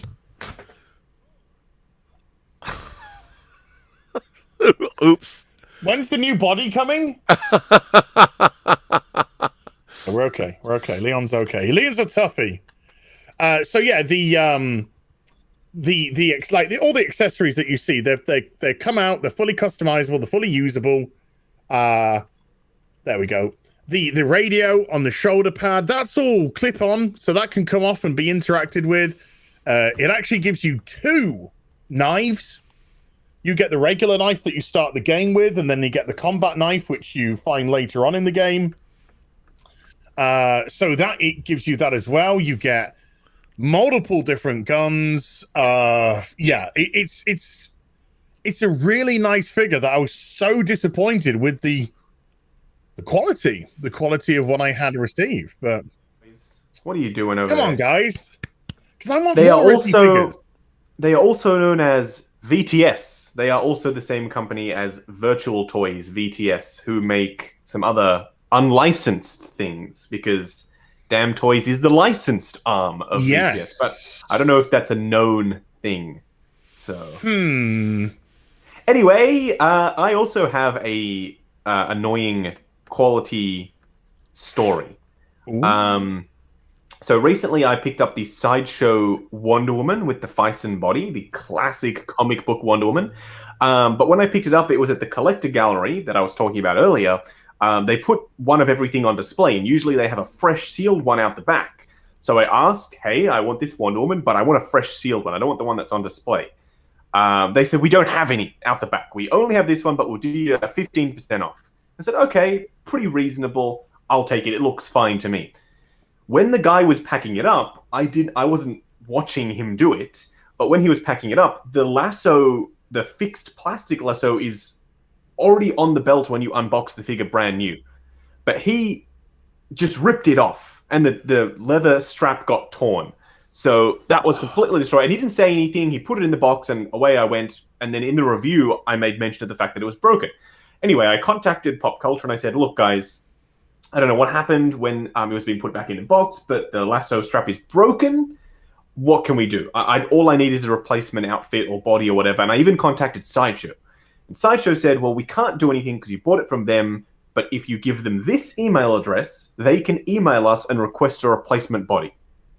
So Pop Culture said, bring it back in, and we'll swap it for you. We actually have another one here. And it's brand new sealed. It's not been opened. So we'll swap it for you, no problem. And I was like, okay, well, it is an hour and a half drive, but I don't care. I'll come in anyway. So I went in, and I said, hey, I'm here for this Wonder Woman. They said, oh, perfect. It's in the display case. So they'd opened it. And they put the shield on upside down on her arm, so the tighter one that goes around her wrist was on her forearm. So there was now a little bit of an indentation on the seamless body. And I think it had fallen over at one point. There was a scratch on the chest armor, but of course I didn't think to check it at the time again. So when I got home and I looked at the new one, I was like, God damn it. It's now got other issues. So I replied to them and said, look, I'm not happy. I said I was coming in for a brand new sealed one. You'll put it on display for whatever reason. Please email Sideshow and get me a new body. And they said, oh, well, unfortunately, there's nothing we can do about it. Sometimes, I'm not sure if this is your first figure, but sometimes they have issues like this, and it's within our acceptable tolerance. And I replied back and I said, look, it's not my first figure. This is my YouTube channel. I've put the link in. It would be very unfortunate if you couldn't email Sideshow and rectify this situation. So they promptly replied saying, oh, apologies. We know of your YouTube channel. We will make sure to email Sideshow and sort out your replacement body. Correct. I love using your action figure celebrity to get what you need. It's like getting into a club in Hollywood, except different. Very rarely will I ever do that, but I was getting pretty frustrated at that point, and I was like, you know what? One time, earlier on in my channel's life, my cleaners came over, and they specifically were told every single time, don't go in that room. Don't touch the glass, don't do anything. But they went in that room, they opened the detolf, and they dropped my Jack Nicholson Joker. And it fell and it hit the glass cabinet all the way down and scratched the face and the hair fully. Oh. Yeah. So I made a video about that saying, it's probably still live on my channel, saying don't use this cleaning company, they don't listen to you. So they saw that video and they promptly paid to replace that figure entirely. So I get a brand new one. Yeah. And they were like, can you please take down the video? And I was like, no, I don't think I will. Because you destroyed my Jack Nicholson Joker, and people need to know that. So only 2 times have I ever done that type of thing. Well, it was necessary. Yeah, it was necessary. It was sometimes it needs to be done. And hopefully my Wonder Woman will get sorted. And I'm hoping I get a brand new body, and I can just take that Bison body from the first one, because the body itself is relatively fine, except for the forearm damage. Then I have a spare Bison body. It's always a win. Right, sure. By the way, I've got some people are firing in super chats, and I don't want to get too far away from them because they are referring back to stuff we've been saying. So from Norway, Terrier Tiberius Mork says, "So Huey, Dewey, and Louie, if you could have." By the way, Huey and Dewey and Louie were also, in addition to being Disney characters, were the name of the drones in the science fiction film Silent Running, which would be great to get in 6 scale. So Huey, Dewey, and Louie, if you could have Hot Toys make a figure for you, what would it be, and what would be the accessories? Oh, mine would be Azrael Batman. A 1 in 6 Azrael Batman. Bring it. Don't know if it probably in his first form. I don't know. No. You could have Azrael Batman with a strap on the leg, which could come off, a head which could come off, and it could be interchanged with the final form head. And you could have as one of the accessories the machine gauntlet. You could take the cloak off and put the fins on, and you could add to the fins the machine gauntlet, which would add the final form. So you could actually have different versions of the Azrael Batman with the accessories. That would be really, really cool. Good choice, sir. I would buy that. That as special edition, I would buy that. Yeah, the heel versus Babyface special limited.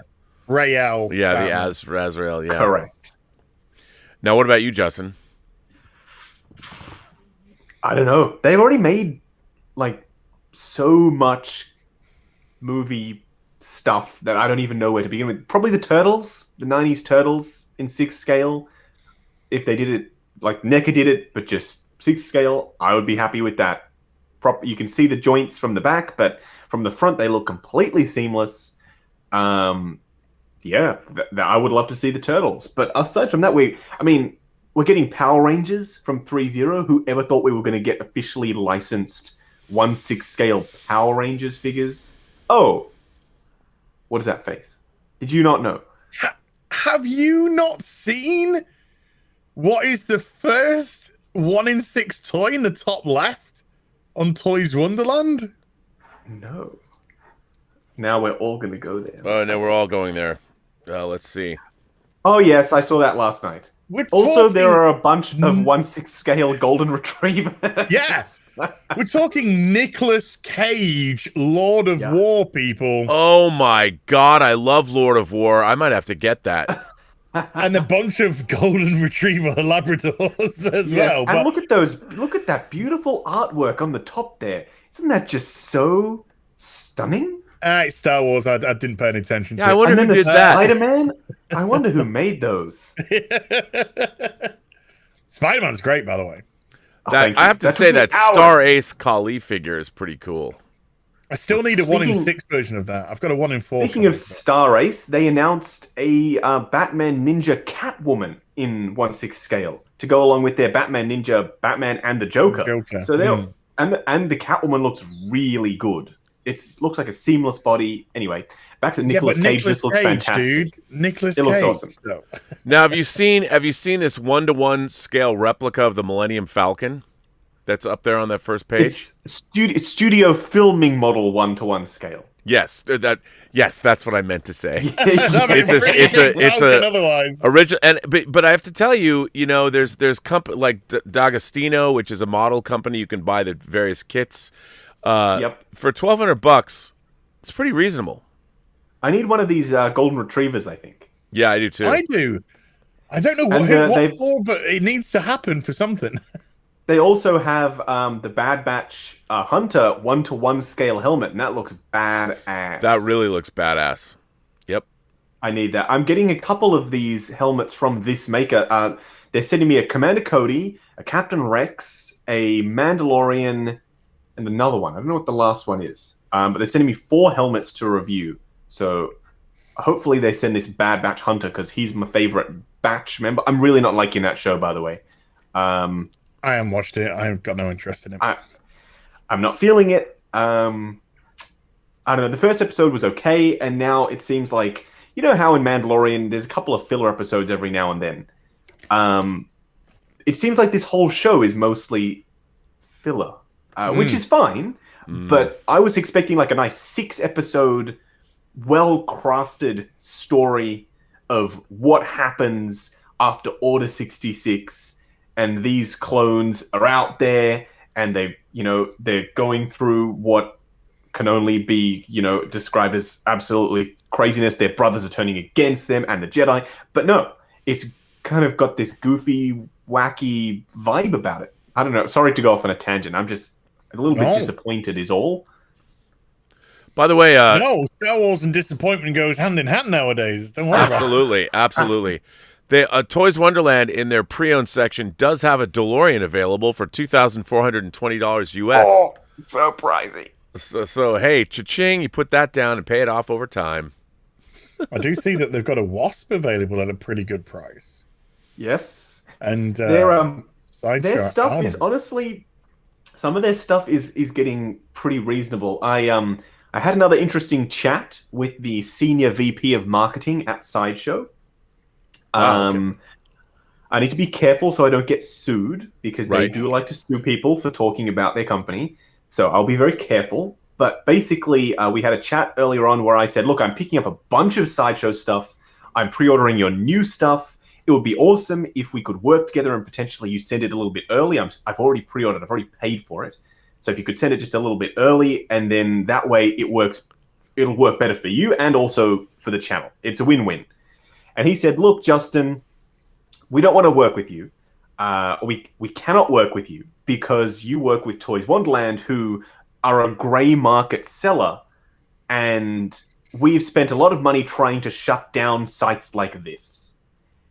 To which I replied, look, there's not much you can do about someone selling something they already own.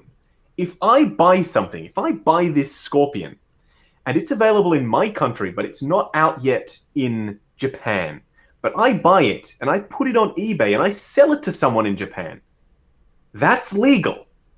You can't do anything about that because I own it. If I want to sell it to someone, that's totally my prerogative. It's the right of first sale. You're allowed to do whatever you want with the thing that you own. You can sell it, you can modify it, whatever. It does not matter. You cannot do anything about it. So I said, look, it's a bit weird that it seems like a personal issue for you. But also, if I'm making a video about a Sideshow product, it has nothing to do with Toys Wonderland. Your logo's on the thumbnail. I'm talking about Sideshow. Your website is in the description. They might just only come on the channel and watch that one video. They will not even see anything to do with Toys Wonderland. So he said, I'm in a workout right now. I'll get back to you. Interesting thoughts. And then he did not get back to me. I guess the workout is still ongoing. He's a very, sporty person. I find that so strange because Sideshow was partially found. I think it's a personal issue for him, I think. Yeah. I mean, Sideshow was founded. One of the founders of Sideshow is a guy named Tom, and he worked at a store in the 90s called Kitcraft, which is a hobby store. And I used to go into Kitcraft because Tom would paint. He would buy a lot of resin model kits, like garage kits of figures, and garage kits were made by fans or visual effect or makeup effects artists. And he was one of the most talented painters of figures I'd ever seen. So I would always forget this where they started. Hot Toys was making unlicensed product. Like it's not some they like to hide that away like it's some big secret. No. No, and I completely understand. On one hand, you're a licensee and all that, and they're working with these big companies. But the fact is, these companies, no one's going to go and buy a license for the majority of third-party figures that are made because there's not enough money in making the product and selling it. They can't. The license would be cost prohibitive to them being able to make a product. Like, how much would it cost to make a Homelander figure from the boys? How much are they going to charge? I'm not advocating piracy in any way, shape, or form. No, but also the licensors don't have an issue with this most of the time. It seems to just be Sideshow. Big Bad Toy Store sells unlicensed product right alongside the licensed product. Yes. In the States. You've got Toys Wonderland, who have official licenses with Mezco and Mafex and Bandai and Damn Toys. They don't have an issue with it because they know that this company didn't make the product. They are just an online toy store. I mean, Sideshow takes it very, very, very, very personally. For some odd reason, I think it's a personal issue. I was told by an ex-Sideshow employee, and I'm not claiming this is the truth, I have no idea, but this is what I was told, that they have a wall in their office of basically like a top wanted list style thing with various images of people. Like they have Budget Stark up there. Apparently my name was up there. Apparently Ryan Kirkwood, who takes my figure pictures for some reason, his name was up there, of like people that have done them wrong. And it's like, these are the people. You need to watch out for these people. Apparently they have that. I'm not claiming that's true or not, but I've been told. So I find that like it's a personal issue for them. Well, it's so strange because I sing the praises of Sideshow. I talk about Sideshow all the time. I've been buying Sideshow products since the beginning. I mean, I used to have all their Buffy figures. I love their James Bond line back in the day. You know, it goes back 20 years when they were putting out the Universal Monsters, and it's such a strange idea. It's very odd. I mean, how can they expect, like, who's going to make, like, I love my Michael Corleone from Godfather 2 that I have back here. I think it's Present Toys who made this, or my Gladiator figure. Look, I was going to buy the Big Chief Gladiator figure, the Russell Crowe Gladiator figure, and they canceled it. You know, and they canceled it. It's like, say, for instance, I'm half Sri Lankan, right? It's like if, for instance, someone who has nothing to do with Sri Lankan people decided to go on Twitter on a rant about how mistreated half Sri Lankans are in Australia. Did our community say anything? No, because it's a non-existent community in the first place, but you're ranting on our behalf. If the licenses had a problem with it, like Hasbro, for instance, they would do something about it. Sideshow, y'all don't have the license to most of that stuff. Y'all need to stay in your lane, I think, when it comes to this stuff. This is a real talk. Well, it's also, it's not like really in your purview. And they're not making it anyway. So, Correct. the Hot Toys made 2 of the 5 Watchmen.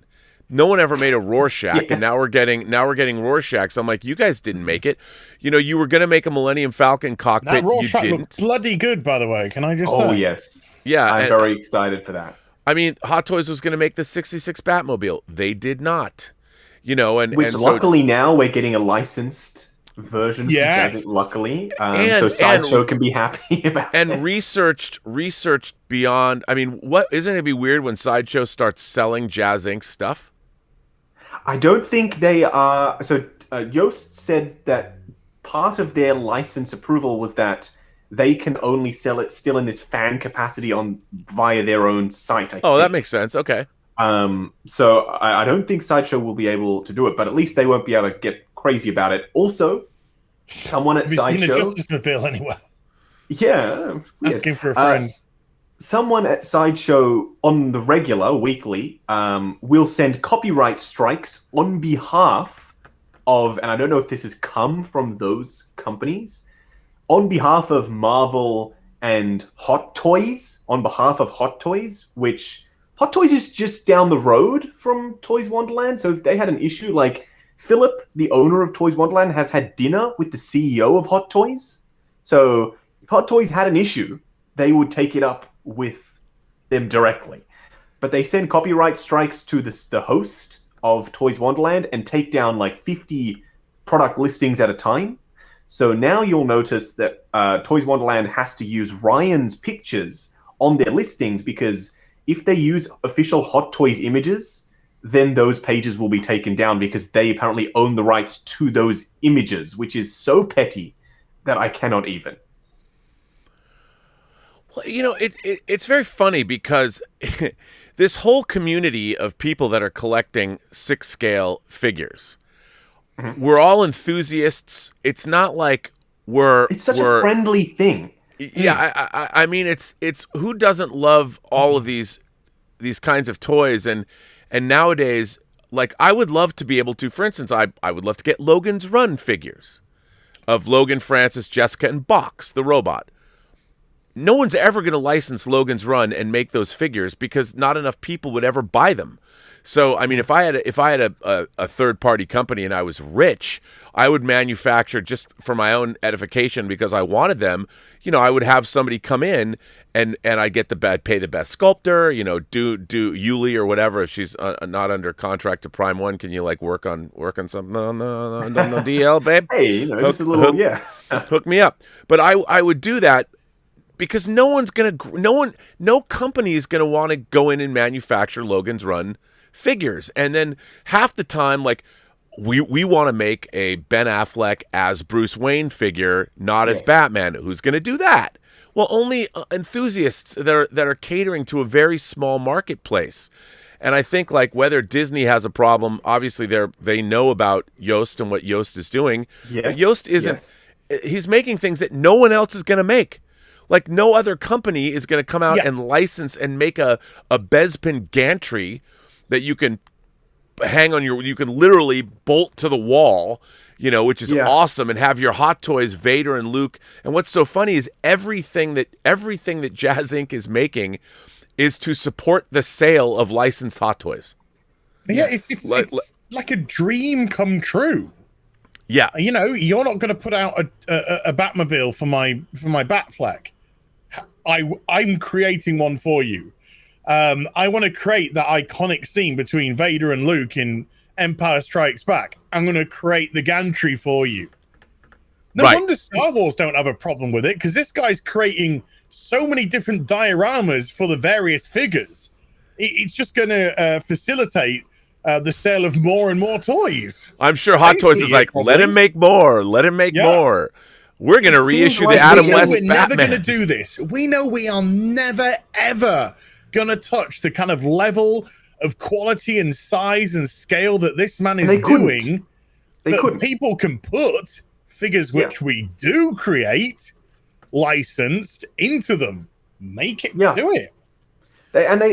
They seem to be getting upset on behalf of people who aren't upset about this, because if they were, then they would just do something about it. It would be very easy for the license owner to contact whoever. Well, there's an even simpler thing. If people didn't want this, they wouldn't be purchasing it. Correct. Yeah. So this is a supply and demand, and this guy has got demand coming out the wazoo. Yeah. So, anyways, that's the update from Sideshow. Not from Sideshow, just from that one guy who is quite high up at Sideshow. But I'm not a huge fan of how that whole situation is currently being run. It seems like a personal issue. One man and his mission. But nevertheless, don't sue me, please, Sideshow, because everything I said is true. We'll see if his workout ever ends and he gets back to me. Usually, whenever I chat about Sideshow, they like to contact me and be like, "Hey, why did you say this thing, friend?"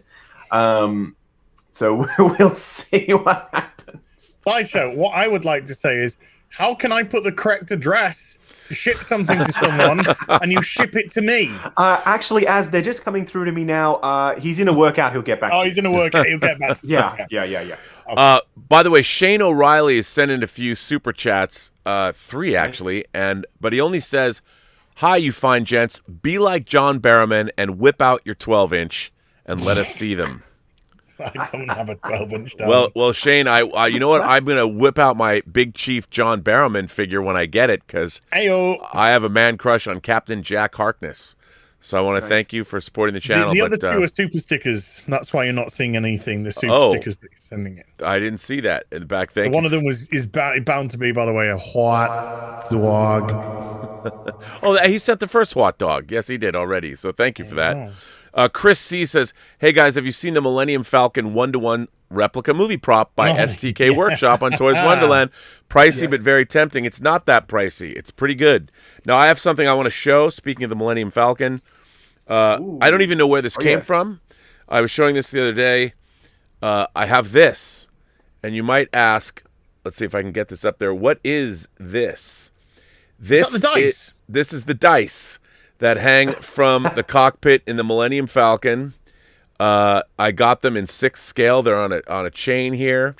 And they will be going in my 6 scale Millennium Falcon cockpit when it arrives. Bad ass. So, and it's very funny because I don't even remember. I'm like, oh, somebody must make 6 scale Millennium Falcon dice, and lo and behold, Hot Toys do. Hot Toys do. If you get the Solo figure from the Alden Ehrenreich Solo, he comes with them, and also the Luke, one of the Lukes, the Last Jedi Lukes. I think it's the crate version. Oh, now okay, I didn't know that, but now I've got to go get the Alden Ehrenreich one. So no, you don't. That figure is actually excellent, and if you wanted to, you could put a Harrison Ford head sculpt on that body with the brown coat. Yep, and the blue pants. I will not. I like that movie. I enjoyed that movie. But by the way, that SDK Workshop Millennium Falcon, $1,200 on that if it's like the 4-footer. Definitely worth getting. Maybe I'll buy it. Yeah, Maybe. I think you should. Roger H. I find myself. Justin. Yes, sir. Do you have an heir? No, I do not. I think he's going to make one soon, though. No, I don't mean a literal child. I mean, do you have the heir? The heir. I.e. Yes, Robin. I do. Yes. What's it like? It's not bad, but that So-So Toys one that's coming out I promise you it will be better. Okay. Number one, the outfit on the So-So Toys one is fabric versus rubber, and the head sculpt alone looks so much better. And I trust So-So Toys quality 100% to have that prototype look like the final product. Okay. Yes. I'll stick with the So-So. Yes. I mean, the Toy Zero one is good, but its So-So will be superior. Do you have the the Vigilante? That's the Nightwing black version of. Oh no, right. Yes, that is not out yet, but I have that coming. Me too. I've got 3 So-So Toys for a little update. Yeah, I mean, there's the green Vigilante, the black Vigilante, and the. I can't believe I just asked you what that was when I named it. Oh, and Justin, I don't know if you're aware, by the way, but I didn't get an armored Batman destroyed. I didn't get one, but I did get an armored Batman. You fool! Yeah, and I got it at a good price because I didn't get it from a shop. Nice. I managed to get it from a person. Nice. So I got it back. I got my armored Batman back, and it shall never leave me. Yeah, I need it, man. Apart from in death. Yes. Would you have an heir? Can I be your heir? Can I be your heir? You can. I tell you what, Robert. You can be my Bill Gates heir. You're getting nothing. All right. You're getting nothing. Roger C. All the vigilantes. I think they're getting 10 million each, which is nothing apparently. But okay. Yeah. Roger H sends in a super chat. Thank you, Roger. It's got to be a thumbs up soup sticker. Yeah. Scottish Nerd, by the way, sends, gentlemen, as usual, your total joy over toys is uplifting and infectious. What is your favorite cheap, tacky one? Mandarin. You mean the Hot Toys Mandarin? Yeah. I guess he's cheap now. He is cheap. Chitauri is good. I got mine for like $50. You know what? From Amazing Spider-Man 2. That's a good one. Is that a good figure? It's a great figure. Nobody it's wants cheap. it. Nobody wants it, obviously. So I guess my Dean Winchester. Mm-hmm. That's a good one. Dean up for real cheap. I probably picked Dean up for around £100. Not bad. Nice. So.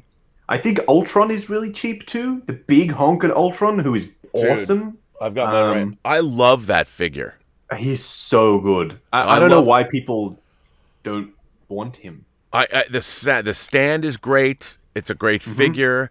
It's really well engineered. It's an amazing figure. If they had made the left pointer finger Testicle. die cast, then people Okay. would have bought it. Okay. Yeah, you're probably right. Terrier sends in a super chat and says, Bond, I love my Sideshow quarter scale Sean Connery Bond that I picked up at a garage sale for $15 last year. 15 nice. bucks. I What? must be dreaming. That is a great Must be dreaming. price. My name's Patrick Law. I must be dreaming. I must be dreaming. S Beam, who was on last night's Robservations Midnighter, who also has, he says, S Beam said he had, I think he told me, between 35 and 38 Hot Toys figures on pre-order.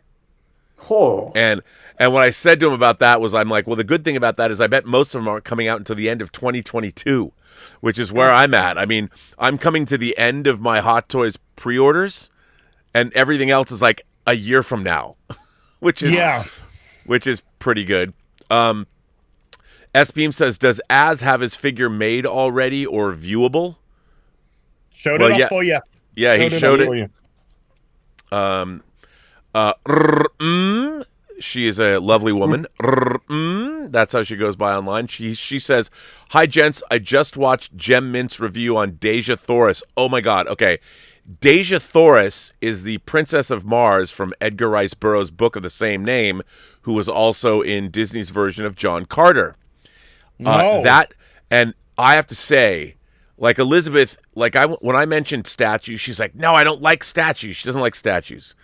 But that Deja Thoris statue, I might have to drop the green on that Deja Thoris statue because, oh my God. Yes, it's a cheesecake statue, but I've loved Deja Thoris as a character. I mean, when I was reading Princess of Mars back in the day, it is an incredible, watch Gem Mint's Deja. I think it's a Sideshow figure. I think it's Sideshow Deja Thoris from John Carter.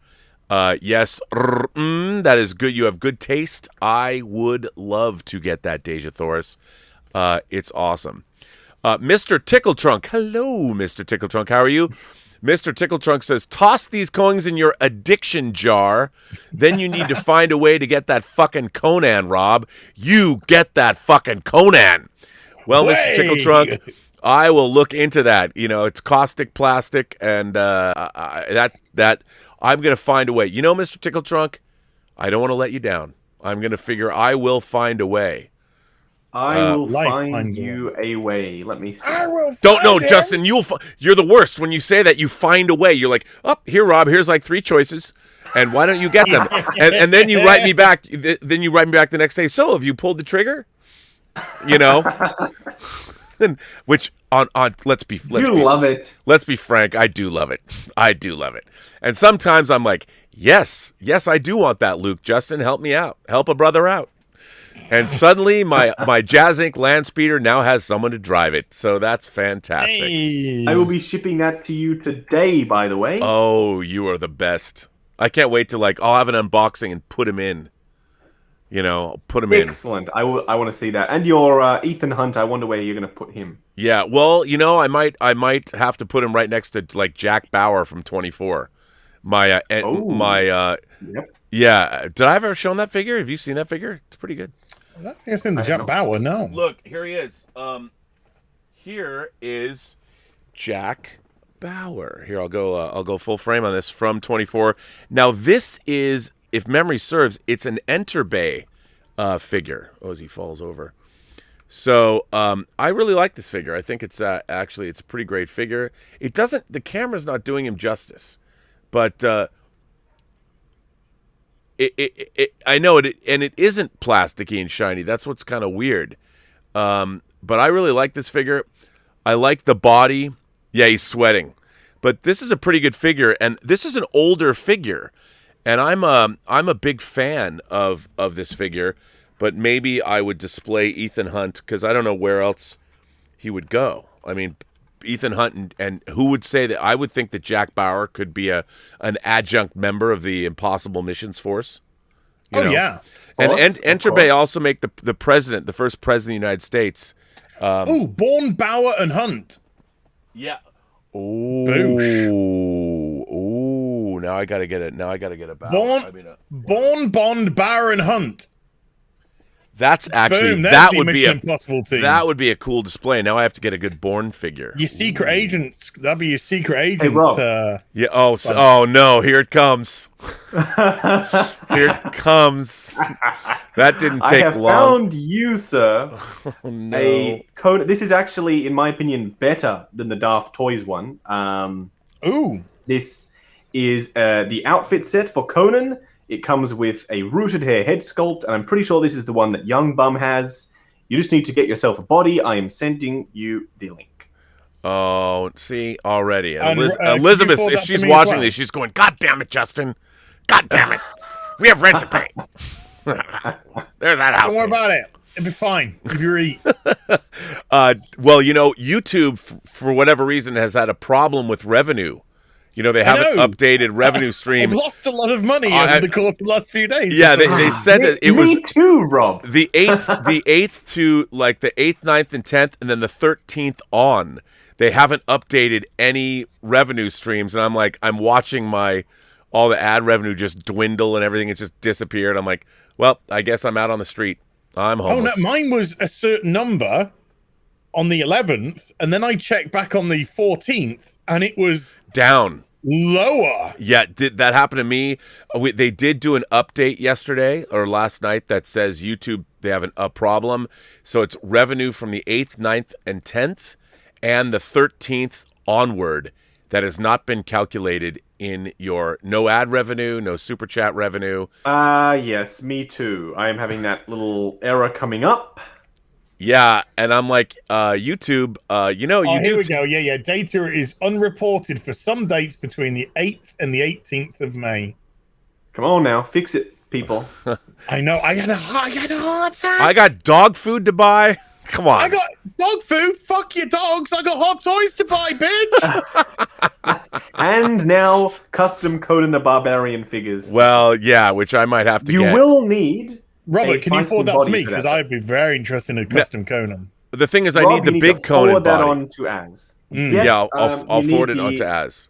You got to tell me I'll which. get the body that you need. 1 moment. I need the number. By the way, Darius Munchausen sends in a super chat. I think that was a super sticker. So thank you for that, Darius. This one's for Az. Matt Lines says, talking of Resident Evil, would you want to see any Resident Evil 8 6-scale characters? Oh, hell yeah. Which For number? one, Which number is that, Justin? Dimitrescu. Please, Madame Dimitrescu, one in 6. That'd be amazing. I'd love a Chris Redfield. That'd be great. Oh, that's a great Conan body. that's Look the at one. that. That's the one. Wow. Now, what number of bodies is That's that? what Justin, you've gone mute. You've gone mute. You've muted yourself. Madame Dimitrescu for sure. No, Chris can't hear you. Redfield. And sorry, Mom, I'm streaming. We're talking toys, Mom. We're talking toys, Mom. It's Call 10 back o'clock at night. Other than that, I think they're really the only two main. Although I did enjoy the game, I think they're the two main ones that I would like. Am I back? You're back. You are. Hey, okay. It's the M34. It's literally based on Arnie's physique. This is his body. So it's perfect for it. It's massive. It's the one that is recommended for that set. So M34 is Okay. the one. That's the one I'm thinking of for the Skyrim, you know? I'm thinking about using it for the Sideshow Thor as well, potentially. Ooh. I know Because we're all like, he is- ooh. Yeah. He's a little bit scrawny, and his face also does look like Arnie, so, Yeah. it maketh sense. Oh, I M34. think. I got to bust out. I got to get that Conan. Man of War 665, Neighbor of the Beast, says, arise, champions of the 1/12th Consortium. Pay no heed to the paltry attempts at size shaming. The claimants of bigger is better only overcompensate. Oh, well, I've got a few 12th scale figures, but bigger is better. That's what somebody says a little Can I show something new 12th scale that arrived recently? Oh, this is that I reviewed? badass. You got to show this. So these things are, of course, Iron Man, but they're, in Australia at least, I think, $30-something. So just to set the idea of the price point, it's pretty impressive. So first of all, the box is insane. It's a fully magnetic box, and when you open it up, you've got the inner workings of Iron Man. You pull the little velvet strap, and then you have your Iron Man. In the back, you have a full flight stand with effects and hands. $30. In Australia, a Marvel Legends figure is $49.99, just to give you, to put in perspective. Here we have the Mark III. So he is absolutely gorgeous. The paint applications are stunning, but they do something that I wish Hot Toys would do. In the back, you have a little port. This comes with a micro USB cable that you charge him up. And then, when you push the button, boom. You get the arc reactor and the eyes. And the articulation, you still have the pull-out joints with the full range of motion. It doesn't hinder any motion at all. You've got the pull-out joints at the arms with the ball joints. And yeah. I mean, $30, that is incredible. Is insanely good. Man, I wish that Hot Toys did that with, like, say, I don't know, the Hulkbuster. They should all have something like that. I mean, I've seen the third party or custom cyborg that I have. He is done in a way that there's no power going to the figure itself. You plug in the base, and then when you put him on the base, he lights up. It's all done wirelessly. That's really, really cool. Insane. And that's a custom. One guy in his basement did that. Yeah. Like, that's amazing. By the way, amazing. Bob Dylan says, it's strictly business, not personal, just business. Michael Corleone. That is a great quote. And Bob Dylan is your patron, isn't he? He is. Bob Dylan Thank you so very much to Bob Dylan, because recently he was able to secure me this scorpion, who is impossible to find. Absolutely impossible. Does Bob Dylan have any siblings that can, be patron saints of Az and our channel, and my channel? Well, you better ask the boy, because I'm sure he'll be able to hit you up. I don't want to take anything away from you. Come on, I don't know Bob Dylan, but I love Bob Dylan for bequeathing you such wonderful toys. I don't know Bob Dylan, but I sure do like toys. Andrew Matthews says, this is actually very funny. Sends in a super chat and says, RMB, the most important question I have after watching Dota, Dragon's Blood is, do elf pods always go 2 men and 2 women, or can it vary? For those of you who might wonder what that refers to, in Dota Dragon's Blood, the Netflix show I worked on, the elves are in polyamorous relationships, and they hook up together. So you know what? I'm going to make a phone call. I'm going to call showrunner Ashley Edward Miller. I'm going to call him up right now, and I'm going to see... He might be working out and have to get back to you. Yes, he might be working out and get back to me. I don't know. I'm going to find out. Wait, where have I? I'm wondering. I'm going to call him, and I'm going to find out. And I don't know what's up. My phone is being very, very odd. But I'm going to call him, and I'm going to see what he has to say about that.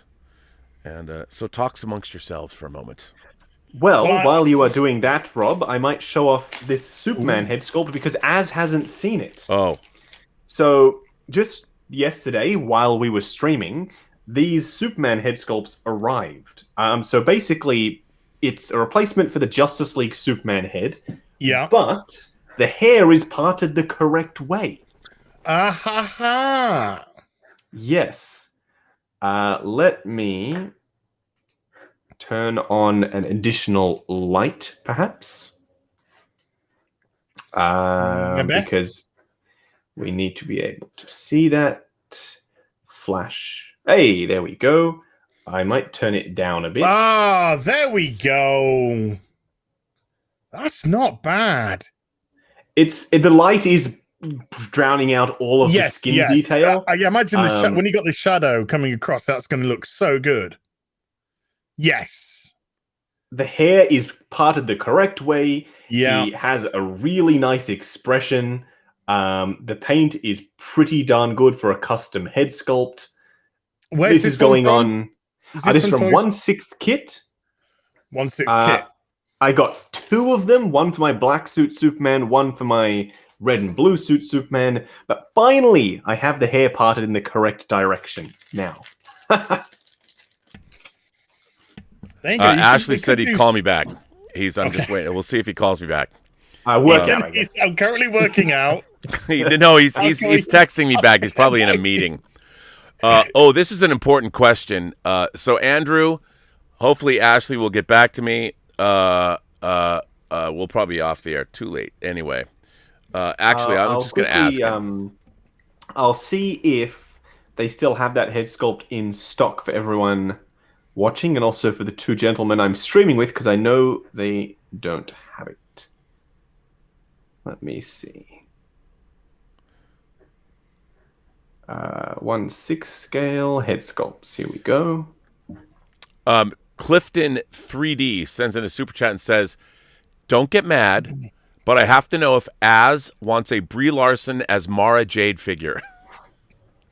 Fuck off. Hey, do you know what somebody did? Somebody did something really cool, actually. They took the Black Widow from Endgame, put her in a robe, gave her a couple lightsabers, and said, "How's this for Mara Jade?" And then I was like, that actually ain't bad. Yeah. That's not so bad. But the whole thing, Brie Larson being cast as Mara Jade, is bullshit, people. I hope you do realize that. It was made up by a trash website who just operate off clicks. We got this covered, is it? Yeah.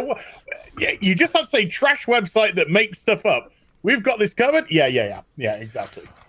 By My the way, least favorite style of reporting is just posting everything, and if 1% of the things are true, there you go. You've got to win. Right.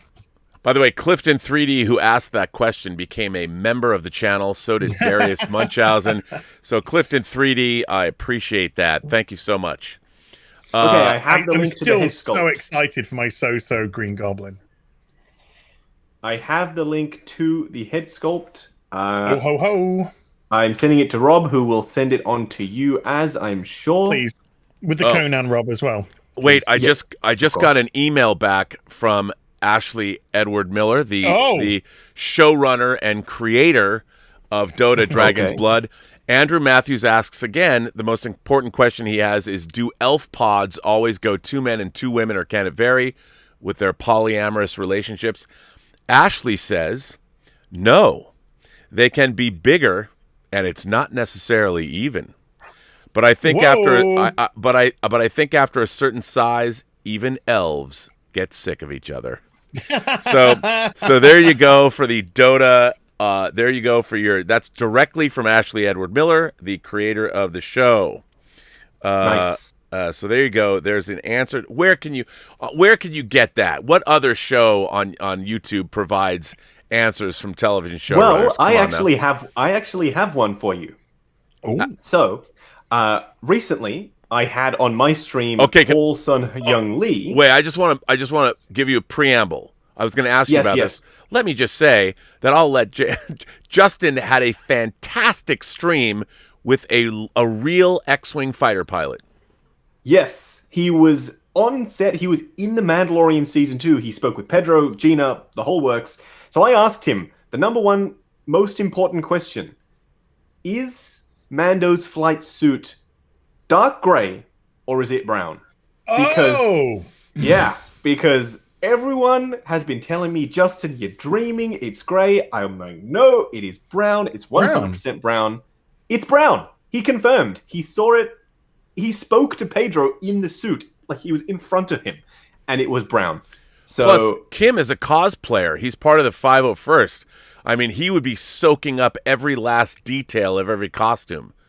He knew so much more than me, and I was a little bit embarrassed because I brought up a couple of images to compare of like the First Order Stormtrooper versus the New Hope Stormtrooper, and he was like dissecting it. He was like, "Oh, those decals on the helmet look like they're just painted on rather than sculpted in," and I'm like, "Well, what?" He is in it. He is just as much of a geek as we all are. So I can only imagine being on Star Wars is like the best thing ever. So hopefully we get to stream again soon, and I can ask him even more ridiculous Mandalorian-related questions. These aren't ridiculous. These are important things to know. What are you talking about? He even knew, like, the flight suit that they had him wear for the X-Wing scenes. He's like, yep, so it was the material that was used in A New Hope, and then the chest box was based off Rogue One, and this, the vest itself was from Rogue One. Like, he knew where each part was accurate to and the material, and I'm like, wow, you know.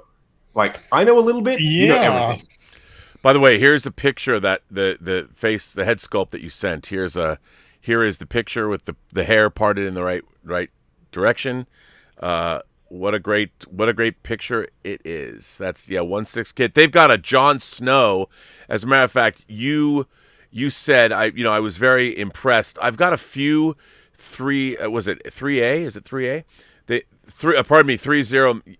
Yeah, they make the Thrones figures, and this is the Jon Snow head sculpt they make, and I think I want to get some of that Jon Snow action. And oh wait, hang on. Let me go back. Let me go full frame. Let me go full frame on this for you. And there you go. Look at that. Who makes this? Who makes this? So this is 3-0 as well. So they made Prime and Megatron from the Netflix series, although they are just very G1. So here they both are. They light up. They are full die cast. They are so heavy. And with Prime, just to show you the attention to detail, so he's got some wheels under here, right? He doesn't transform, but he's got wheels. They actually move. Wow. There is no reason for them to move, but they do. And the same thing with the ones down here on the legs. They can spin as well, but he is so heavy. I'm not sure if any of y'all have seen my review or not, but I've taken the batteries out. When you turn the head battery lights on and then you go and plug the head in, there's a little connector in the head that lights up his chest windows. So you don't have to switch out a bunch of batteries, just plugs in and then everything lights up. But yeah, this guy... That looks like the joints are really sturdy too. Wait, watch this. So this is him. He's a big blocky boy, right? Look at that range of motion out of something that literally looks like a big block. Like, how do they even engineer something like that? Yeah, wow. And it has to not get damaged and... Correct. It's insanely articulated. Same thing with Megatron. He has the same ridiculous amount of crunch forward, which I can't activate now because the joints are really stiff. But trust me, these things are super well articulated. Megatron dropped his fusion cannon. They are pre-production samples, by the way, so that's why the tolerances aren't as good. So when you get your final versions, the tolerances will be better. His fusion cannon will not fall off during your articulation in. But yeah, badass. If you haven't seen the Netflix show, I wouldn't bother because it's not that good. But the figures are excellent. Nice. Siren01 says, I got a Hot Toys Star Spangled Man figure from a yard sale for $50, but it was missing odd parts like the boots with pins and the gauntlets and fake leather inserts and the trunks. Where can I find replacement parts? Oh, that's Siren, not Siren. Siren01. Toy Anxiety sometimes has replacement parts, and Monkey Depot. I'm a big fan of Monkey Depot, by the way. I've been buying from Monkey Depot for a long time. They're very reputable. That's where I got my Sylvester Stallone Judge Dredd figure recently. Nice. Norwegian Kryptonian says, I want a 6 scale with the girl who played Kim Bauer from 24 as Supergirl. I would spend the rest of my life trying to shrink down to that size. Well, I don't know what to tell you there. A hell of a kink. That's pretty good. Not a bad choice, though. She's quite a lovely, lovely lady. Star Trekker 58 sends in a super chat and says, hey, guys, I have a Luke, a Leia, and an Obi-Wan to go in my Jazz Inc. Millennium Falcon. Where or how can I get a Chewbacca in 6th scale to join them? Well, you can go to heaven and ask God, because Chewbacca's are very hard to get in 6th scale. No, I'm kidding. But, you know, that just some guys just said, I've survived the show without spending any money because everything's a pre-order.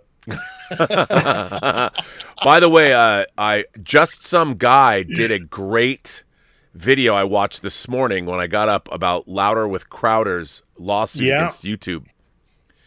Just some guy just does great videos, period. Yeah, just some guy's videos are great. I love his music. I love the drawings. I love everything about and I love his turn of phrase.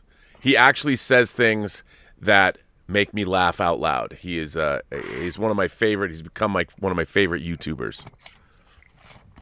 And what does he know? He's just some guy. He's just some guy. Bob Dylan became a member of the channel. Well, thanks, Bob Dylan. Hey. Terrier says, Justin Kane, get me a 6th scale Bowie, and you'll be my patron saint. Ooh. Bruh, I would want a Bowie. You know, like what Bowie would you want? Ziggy Stardust, Aladdin Sane. You know, I want a Bowie to go right up here next to my Freddie and my John Lennon and my it's got to be a Ziggy. Surely it's got to be a Ziggy. Somebody's got and my Jimi Hendrix. Somebody will have made it. Yeah. Andrew Matthews says, now that's what I call customer service. Sideshow, take note. Thank you, R&B. You are a legend. Andrew is referring to my phone call from Ashley Miller. Says Justin, the show with Lee was great. His collection is amazing. Glad Grogu is one of your top 3 collectibles. Yeah, 100%. I'm going to try and have Paul on again. I'm a huge fan of Kim's Convenience. It's such a good show. If you haven't, watch it. Do yourself a favor. You will watch one. Ryan, he hadn't seen anything, and I said, just watch the first episode and just see how you go. He watched the first episode. He messaged me back. He's like, this is fucking awesome. I'm going to watch all of this today. So he did, and he loved it. You know who else? What was great about him is, like, he's a total fanboy, even though he's now in The Mandalorian. He's star of Kim's Convenience.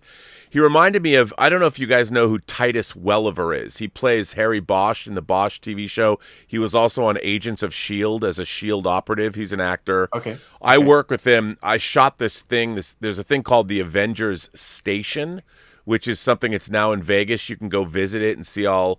It's like you go through. Yes, we had it in Melbourne at some point. Okay. Yeah, I shot Titus Welliver for that Avengers Station. Nice. He's a huge Hot Toys fan, big collector, total comic book geek. And when I met him, it's like, oh, this guy's the real deal.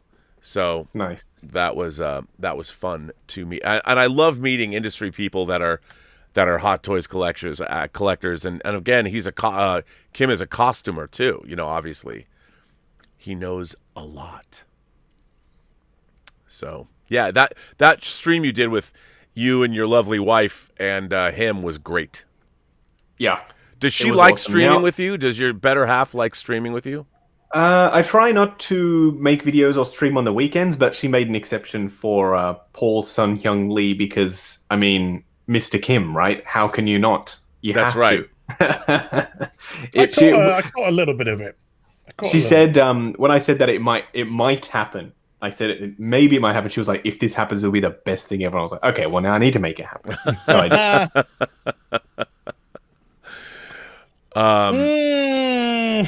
I'm looking at a Jill Valentine. You have to do it. What are you looking at it for? Click? Because, right, I'm looking because the quality of the damn's toy is great, apart from the glue, which is shit. Right. Yes. But the actual quality of the everything else from the wrist pegs. Be careful with the wrist pegs; they break. They're crap. Oh, I mean, thank God you get. I had that with one recently. Thank God you get spares.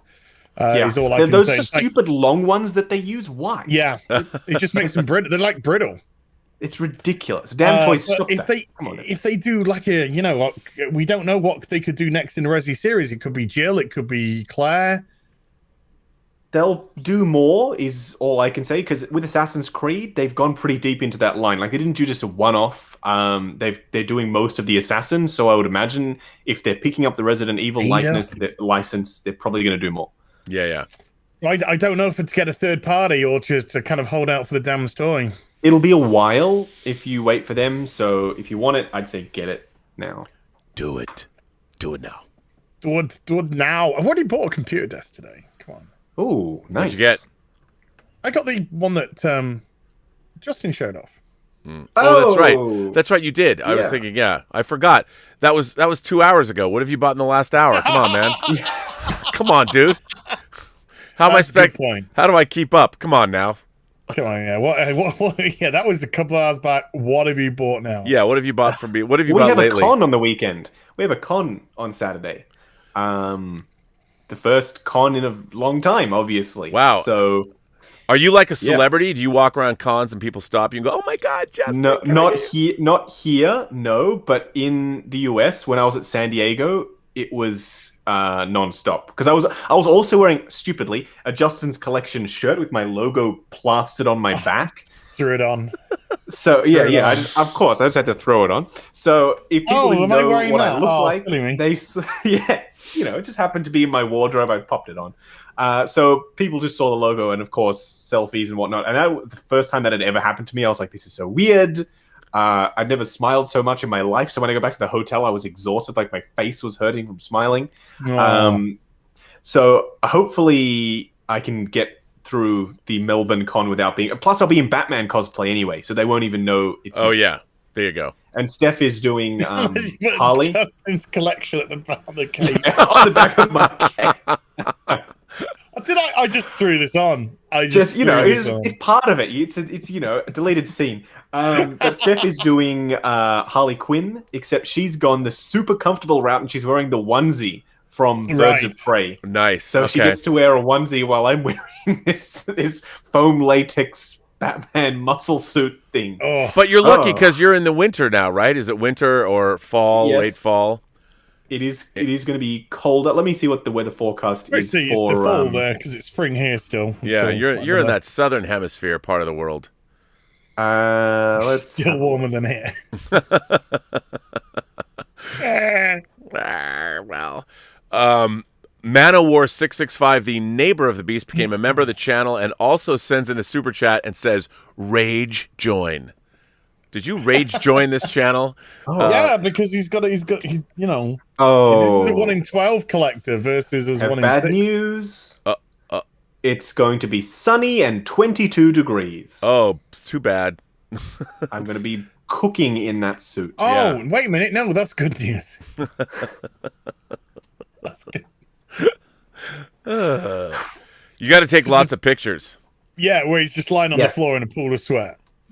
Oh yes, when the cowl comes off, it's like horror drip movie just stuff. falls Like out, the yeah. black makeup is just like coming down. Oh, then and you then can be when the I'm Crow. wearing, yeah, of course, you can be Eric Draven. What I usually do is I apply the makeup on beforehand, and I put sunglasses on when I'm driving there, so that people don't look out the window and see this weirdo with his black eye makeup on. At least No. you're committed. At least you're That's committed. exactly what you want people Yeah. to see. Yeah. There's someone selling an absolutely gorgeous screen accurate Justice League suit here in Melbourne, but it's $4,000 US. So unfortunately I cannot, but it's got the accurate chest armor and it's got the straps on the gauntlets from, the energy absorbing gauntlets that we now know why they look different. But $4,000. Well, if YouTube would ever give us back the super chat and ad revenue money, maybe you could afford it. Yeah, that'd be cool if you could, YouTube. Yeah, it's like, for the last 9 days, your revenue, we kept it. It's okay. Yeah, it's fine, it's going to a good home. Yeah, right. Google needs your money. Yeah, Google's a bit short right now. Yeah. We had an outage for 3 hours yesterday, that's how many millions lost. Yeah. Actually, no, apparently ads were the only thing working. Yeah, So they were. you couldn't watch a Right. video, but Right. you could watch ads. Yeah, I looked on my channel. I could see the ads, and then my videos would just give the spinning pinwheel of death. That's all At you least got. the ads were working, it's all 'Cause- good. Yeah. So it's an all ad night on YouTube, apparently. Yeah. Oh yeah. That's what they did. They instead of only giving you 50%, they just took it all. They took it all. Yeah, they took it all. Yeah. They took it all, at least for the time there. What are you going to do? Terrier says, with the amount of spiders in Australia, why isn't everyone Spider-Man? Because those There was spiders like aren't all radioactive, Terrier. Come on. There was like a funnel web or something in my tap the other day outside. It had some weird yellow markings on the back. I was like, oh, gotta avoid you. So I just turned the tap on and then it shot out in the ground. I stepped on it. Oh. Spider, I am never going to Australia, ever. Yeah.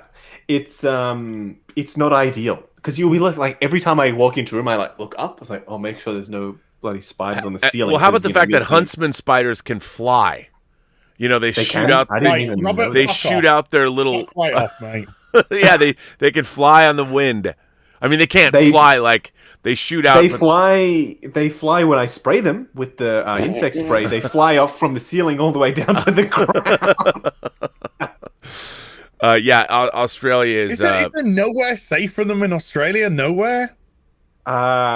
They can live in the outback, I'm sure, where they can crawl under a rock and hide. But in my house, they're living rent free, and I don't like that. So they got to get out of here. What I love is like when I was staying in Sydney, kind of by where King's Cross is. If you go down toward the wharf at Woolloomooloo, giant clouds of bats would just fly up and fly by, and it was amazing. We have cute creatures too. Like there was a possum sitting on our. It's not like in America you have these opossum things. The spiders then. They're not like that. There was a possum sitting on my fence the other day, and I tried to go and give him a cracker, but he ran off. Yeah, and you've got kangaroos that fight. They box in the streets against one another. Now, when you say cracker, you got koalas. A biscuit. I tried to give him a little rice biscuit. You didn't just drag some white dude. I could have just given him myself if that was the case. Awesome. I got some white dude for you. No, you're half Sri Lankan. That's okay. I am. So I've heard that the Angry Panda says shoes as they love shoes. I've had Australian friends because I used to have quite a few Australian friends back in the day. Do not leave your shoes outside. Yeah, I heard the horror story. It was just one of the lassies said she woke up one morning, got out of bed, and she put a shoe in her foot in one slipper.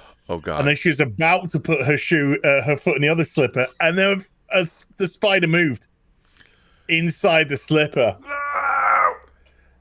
Yeah. No.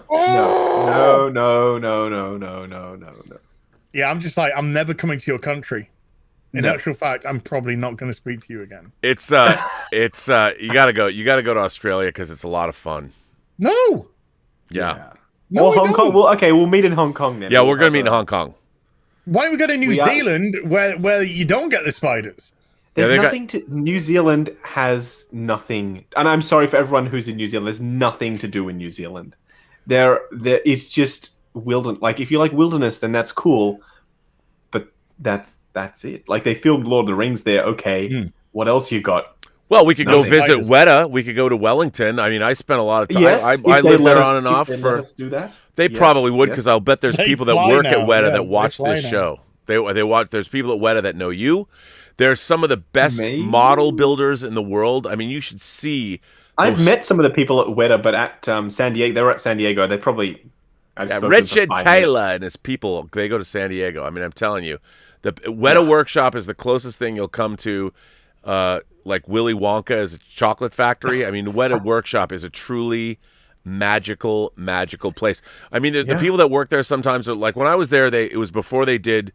I was there in the aughts from like 2001 to 2005, and what was amazing was before they did the Thunderbirds, there's just people that were building these beautiful Jerry Anderson miniatures.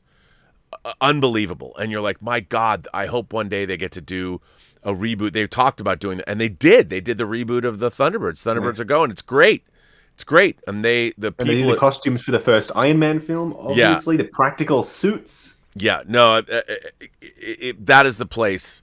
The Weta Workshop, Wellington, is a magical place. Maybe I should make a trip out of it. I've been told by my accountant I can only take trips that have to do with my channel, so I can claim it on my tax. Yeah. So there you go. You do it, baby. Well, I that's mean, my reason. Justin's collection goes to the Weta Workshop. I mean, they would totally do that. I would get at least 1,000 views. The man who knew too much sends in a super chat. Thank you, man who knew too much. I very much appreciate that. What happens when you know too much? I always wondered. I don't know. Well, I'm the man then who you do- knows too little. Apparently, I've got If a you Game don't of say much Thrones about character Kevin coming. Spacey, you vanish. Yeah, I've got you've a Game got of Thrones guy coming. you've and got a a great Walking Game of Dead Thrones guy. character coming. Hey, okay. Well, I don't know anything about either of them, so I'm just going to. And some people say like, "Oh, you need to do research before you do that." But like, dude, I'm getting 6 or 7 things here per day, so I can't. Oh, great! spend Rub an it in, hour or rub it two, in, like- Justin. Rub it I in. just realised I'm I've got sorry. a delivery still on my doorstep from this morning, Oh. and it's now half past Oh my 10 God. at night, and I haven't gone out. What is to pick it? up. What is it? Oh, it's just some candles. It's some Leave candles them. to keep these Leave little it there. insect bastards away, Yeah. Leave because it. they're Leave it. everywhere right now. We don't need the candles. If it was something 6 scale, then gotta Yeah. grab it. Maybe there are 6 scale candles that you're buying. Maybe the 6 exactly. They would burn be. out very quickly. It is true. It is true. And they're gone. Well, okay. So, is there anything in this coming week? Is there anything that's going to drop? I mean, I do like the fact that They with- have to release something this week, surely. They're too backed up to not release something. There's a backlog. They got to start clearing it. Finally, we don't have to talk about sequel trilogy figures ever again. Not because I hate the sequel trilogy, but because I'm just sick of the figures. I'm just sick of it. They're not exciting. Just No. we're done. Sideshow's Darth Vader has been delayed. What Darth Vader? The Sideshow Darth Vader has been delayed. Are they reissuing their Return of the Jedi Darth Vader? Yeah, because I've had it on pre-order for a while. Okay, they And, are going back and reissuing a lot of stuff now. Let me have a look. The Megatron's been delayed. The Data has been delayed.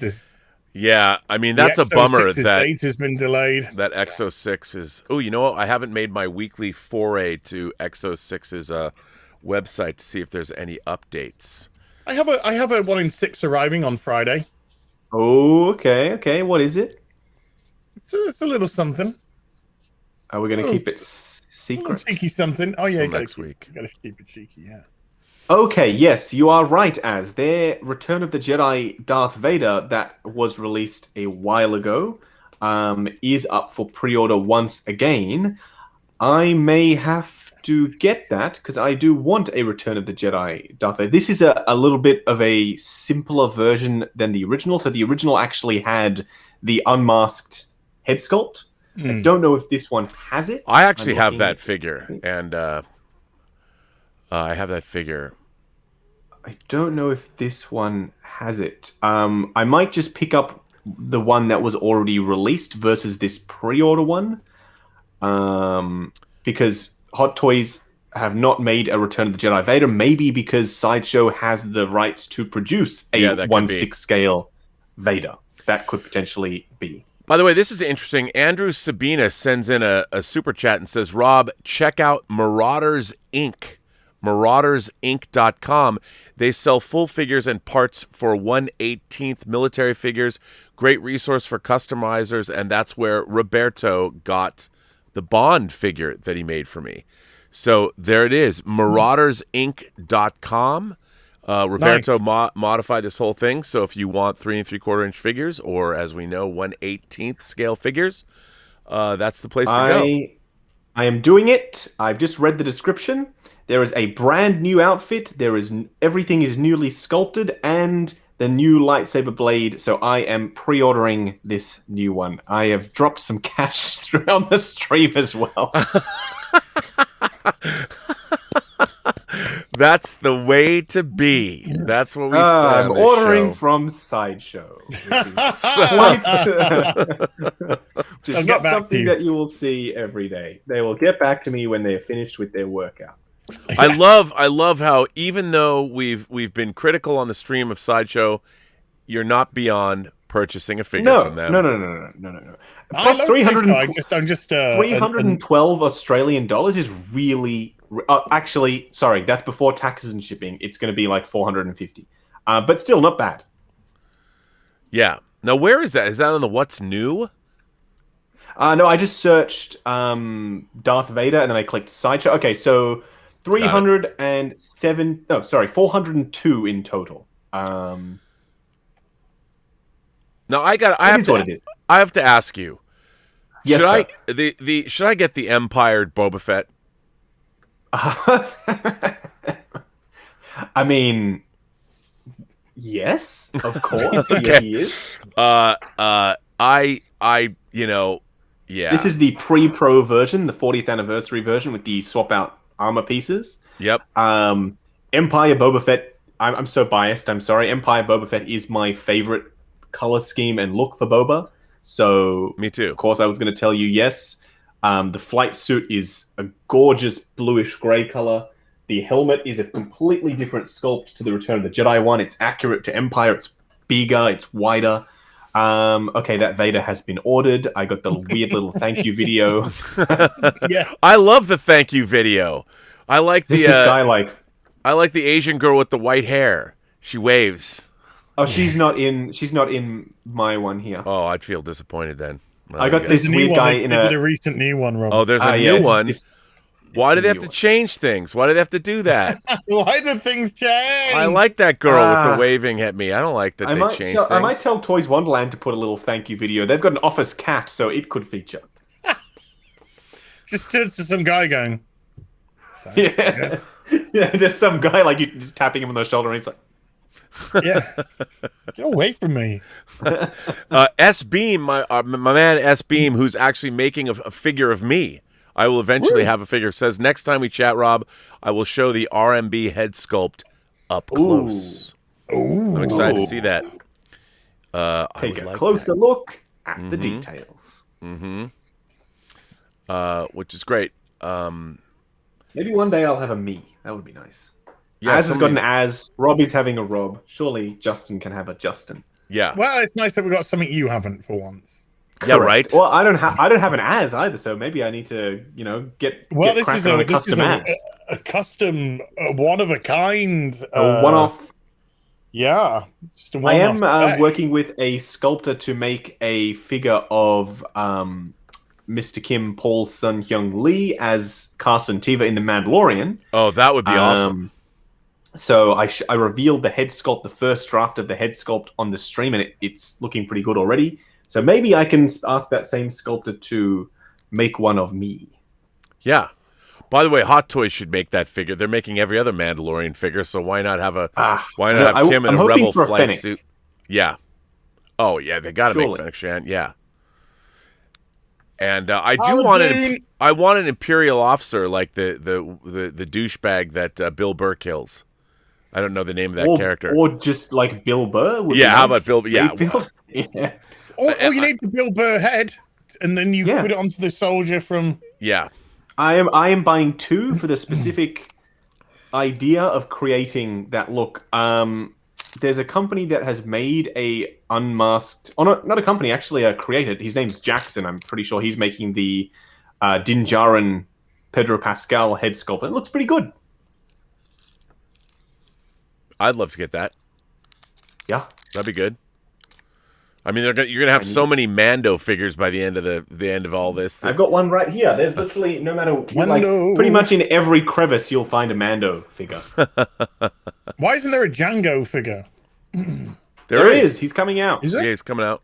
Yep. Oh, he looks so good. And as Mando loses his second season knee pad, and they did a swap out top of the helmet with the dent on it. Oh, wow. Because he does at some point get a little dent on his helmet, and in filming, they actually, on the Camino scene when he's battling Obi-Wan, that dent was canonical to something. People think that he banged his head on the Slave 1 entrance, but it actually chops and changes throughout that scene. He has the dent, he doesn't have the dent. Oh. They never explained where it came from. But if you pay close attention, in one shot he'll have it, in the next shot he won't. So Hot Toys thought, hey, we don't need to do this, but we'll make the top of the helmet detachable so you can swap on the dent if you want to. Wow. Yeah, attention to detail. S-Beam says he will make you, Justin, a head sculpt, but he has to finish me. Yes, he does. Finish me first. That would be awesome. At least for like a couple of weeks, I can have something that Justin doesn't have. So. Same. Yeah. Well, So gentlemen, we've been going for 2.5 hours. Yeah. It's bedtime. It has been a fast day, and I've got to do another stream. And I once gotta again, go urinate. yeah, me too. And I'm going to sleep. I want to apologize to everybody on this stream. We forgot to put out the usual warning: do not bring your credit cards or have any access to your wallet. When Well, there's no need for the warning because we need the warning for ourselves. yeah, it's right. Az bought something. I bought something. Rob, you're the only one who hasn't bought something. You need to get that head sculpt. Yeah. I'll get the Jon Snow head Lame. sculpt. But the problem And is, if I the buy the Superman. Jon Snow head sculpt, I haven't ordered the Jon Snow figure, but it's pretty great. The thing is, Yes. I kind of watching Game of Thrones again. I really want the Jon Snow figure, and I know if it shows up in this house, Elizabeth will abscond with it. She will take it. She will acquire it. She'll be like, "You have to give me Jon Snow," and I'm like, "Yeah, but how are you going to get this head sculpt from me, huh? Huh?" But yeah, it's really funny. The Game of Thrones line, which has been running for a really long time, they've been making them for years. They just haven't made many of the figures. You know, I don't know how well they sell, and the head sculpts on the female figures are not great, except Brienne of Tarth, which is a great head sculpt. I have Brienne of Tarth. Apparently, there's a new version of the Amelia Clark white hair lady coming, and that's not bad. Apparently, The Amelia, I love how you said it. You mean Daenerys Targaryen? Daenerys Stormborn, there you Breaker go. of Sorry, Chains? I did not know her name. I love It was quite hilarious, actually. When I was live streaming San Diego's Game of Thrones panel, I was like, you know what? I don't know anything about Game of Thrones, so I just made it up, and people got really angry. I was like, this is Fred, and he is friends with this, and they were like, and people were like, what are you talking about? But anyway, I had fun with it. Whatever. I mean, the game, they keep putting stuff out. I mean, it's funny. They're making a figure of Joffrey Baratheon, who's the evil. Yes. Well, why? Like, he's such a twat. Why do you want to own a figure of him? I mean, it's a pretty good figure, but the characters that you would want to own, like, they make all the good guys. They don't make all the good guys for the game. You can get the Night's King, which is cool, but there are figures that I would want to get. You know, like Jorah Mormont. I'd love a Jorah Mormont figure. You know, but they're never going to get around to doing that. It's weird. I don't know how they decide which figures to make and which figures they don't. But I would like to get a new Depends Daenerys. on what side of the bed they wake up on, I suppose. Yeah. There's Andy Masterson in the chat. I'd be happy if I could sculpt as well as third-party companies. Dude, your sculpt was great. Andy Masterson's the one who sculpted me. Aurora Uplinks says, buy 3 head sculpts of Jon Snow in case one breaks. That's great. No, just don't, because the show's shit. Well, you know, I've just watched it over again, and I have to tell you, I can't watch it ever again. I never thought that I would enjoy it, but I'm enjoying it as much. But I'll tell you, boy, watching it all at once, the turn. I mean, season all the way to the end of season 6. I mean, season 5 and 6, season 1 through 4 are great. 5 and 6, but 6 ends so strong with the Battle of the Bastards, and then when she blows up the High Sparrow, that was great. But Battle of what? The Battle of the Bastards. Battle of the Bastard. Okay. Yeah, and Carry then on. when you Is get that what they to call see, us? Literal bastards. no, literal bastards. People, the result of non-married people, and Right. But boy, you get to season 8, and there's such monumental stupidity going on. You're like, wait a minute, have you watched your own show? Have you been paying attention? I mean, it's really jarring. It's really jarring. The first 2 episodes fine, but then it just veers off into. You know what? The first 2 episodes are a complete waste of fucking time. Well, that is true. I don't understand why they didn't go 10 You wasted seasons. 2 episodes. 2 episodes on nothing. It is true, and I don't get it. I don't get it. It's baffling to me. But I think we're going to end this lovely stream with you 2 lovely individuals. Of course, we will be back on Az's channel next week for Hot Toys. What toys? And maybe my birthday present will show up, and I will unbox it on the show because it's worth. Shit. It's worth. What? What? Have I made you feel bad again? Gary wanted to come on for 10 minutes. Well, we can keep on. Should I see if I can grab him? You know what? The problem is I can't. The way I've set this up, I can only have 3 people on the stream at once. Okay, that's fine. That's fine. There's your excuse. Fine. That's legit. I'd love to have. You told me that before the stream, and I forgot, and I just remembered now. So yeah, and tell him. Yeah, because I was using Wirecast. I apologize. I am sorry. Okay. We'll have him come on next week on your channel. No, he's gonna come on next week. I'll get him on next week anyway. So we're on Az's channel for Hot Toys. He was gonna come on anyway next week because he's got something 7 foot tall to show off.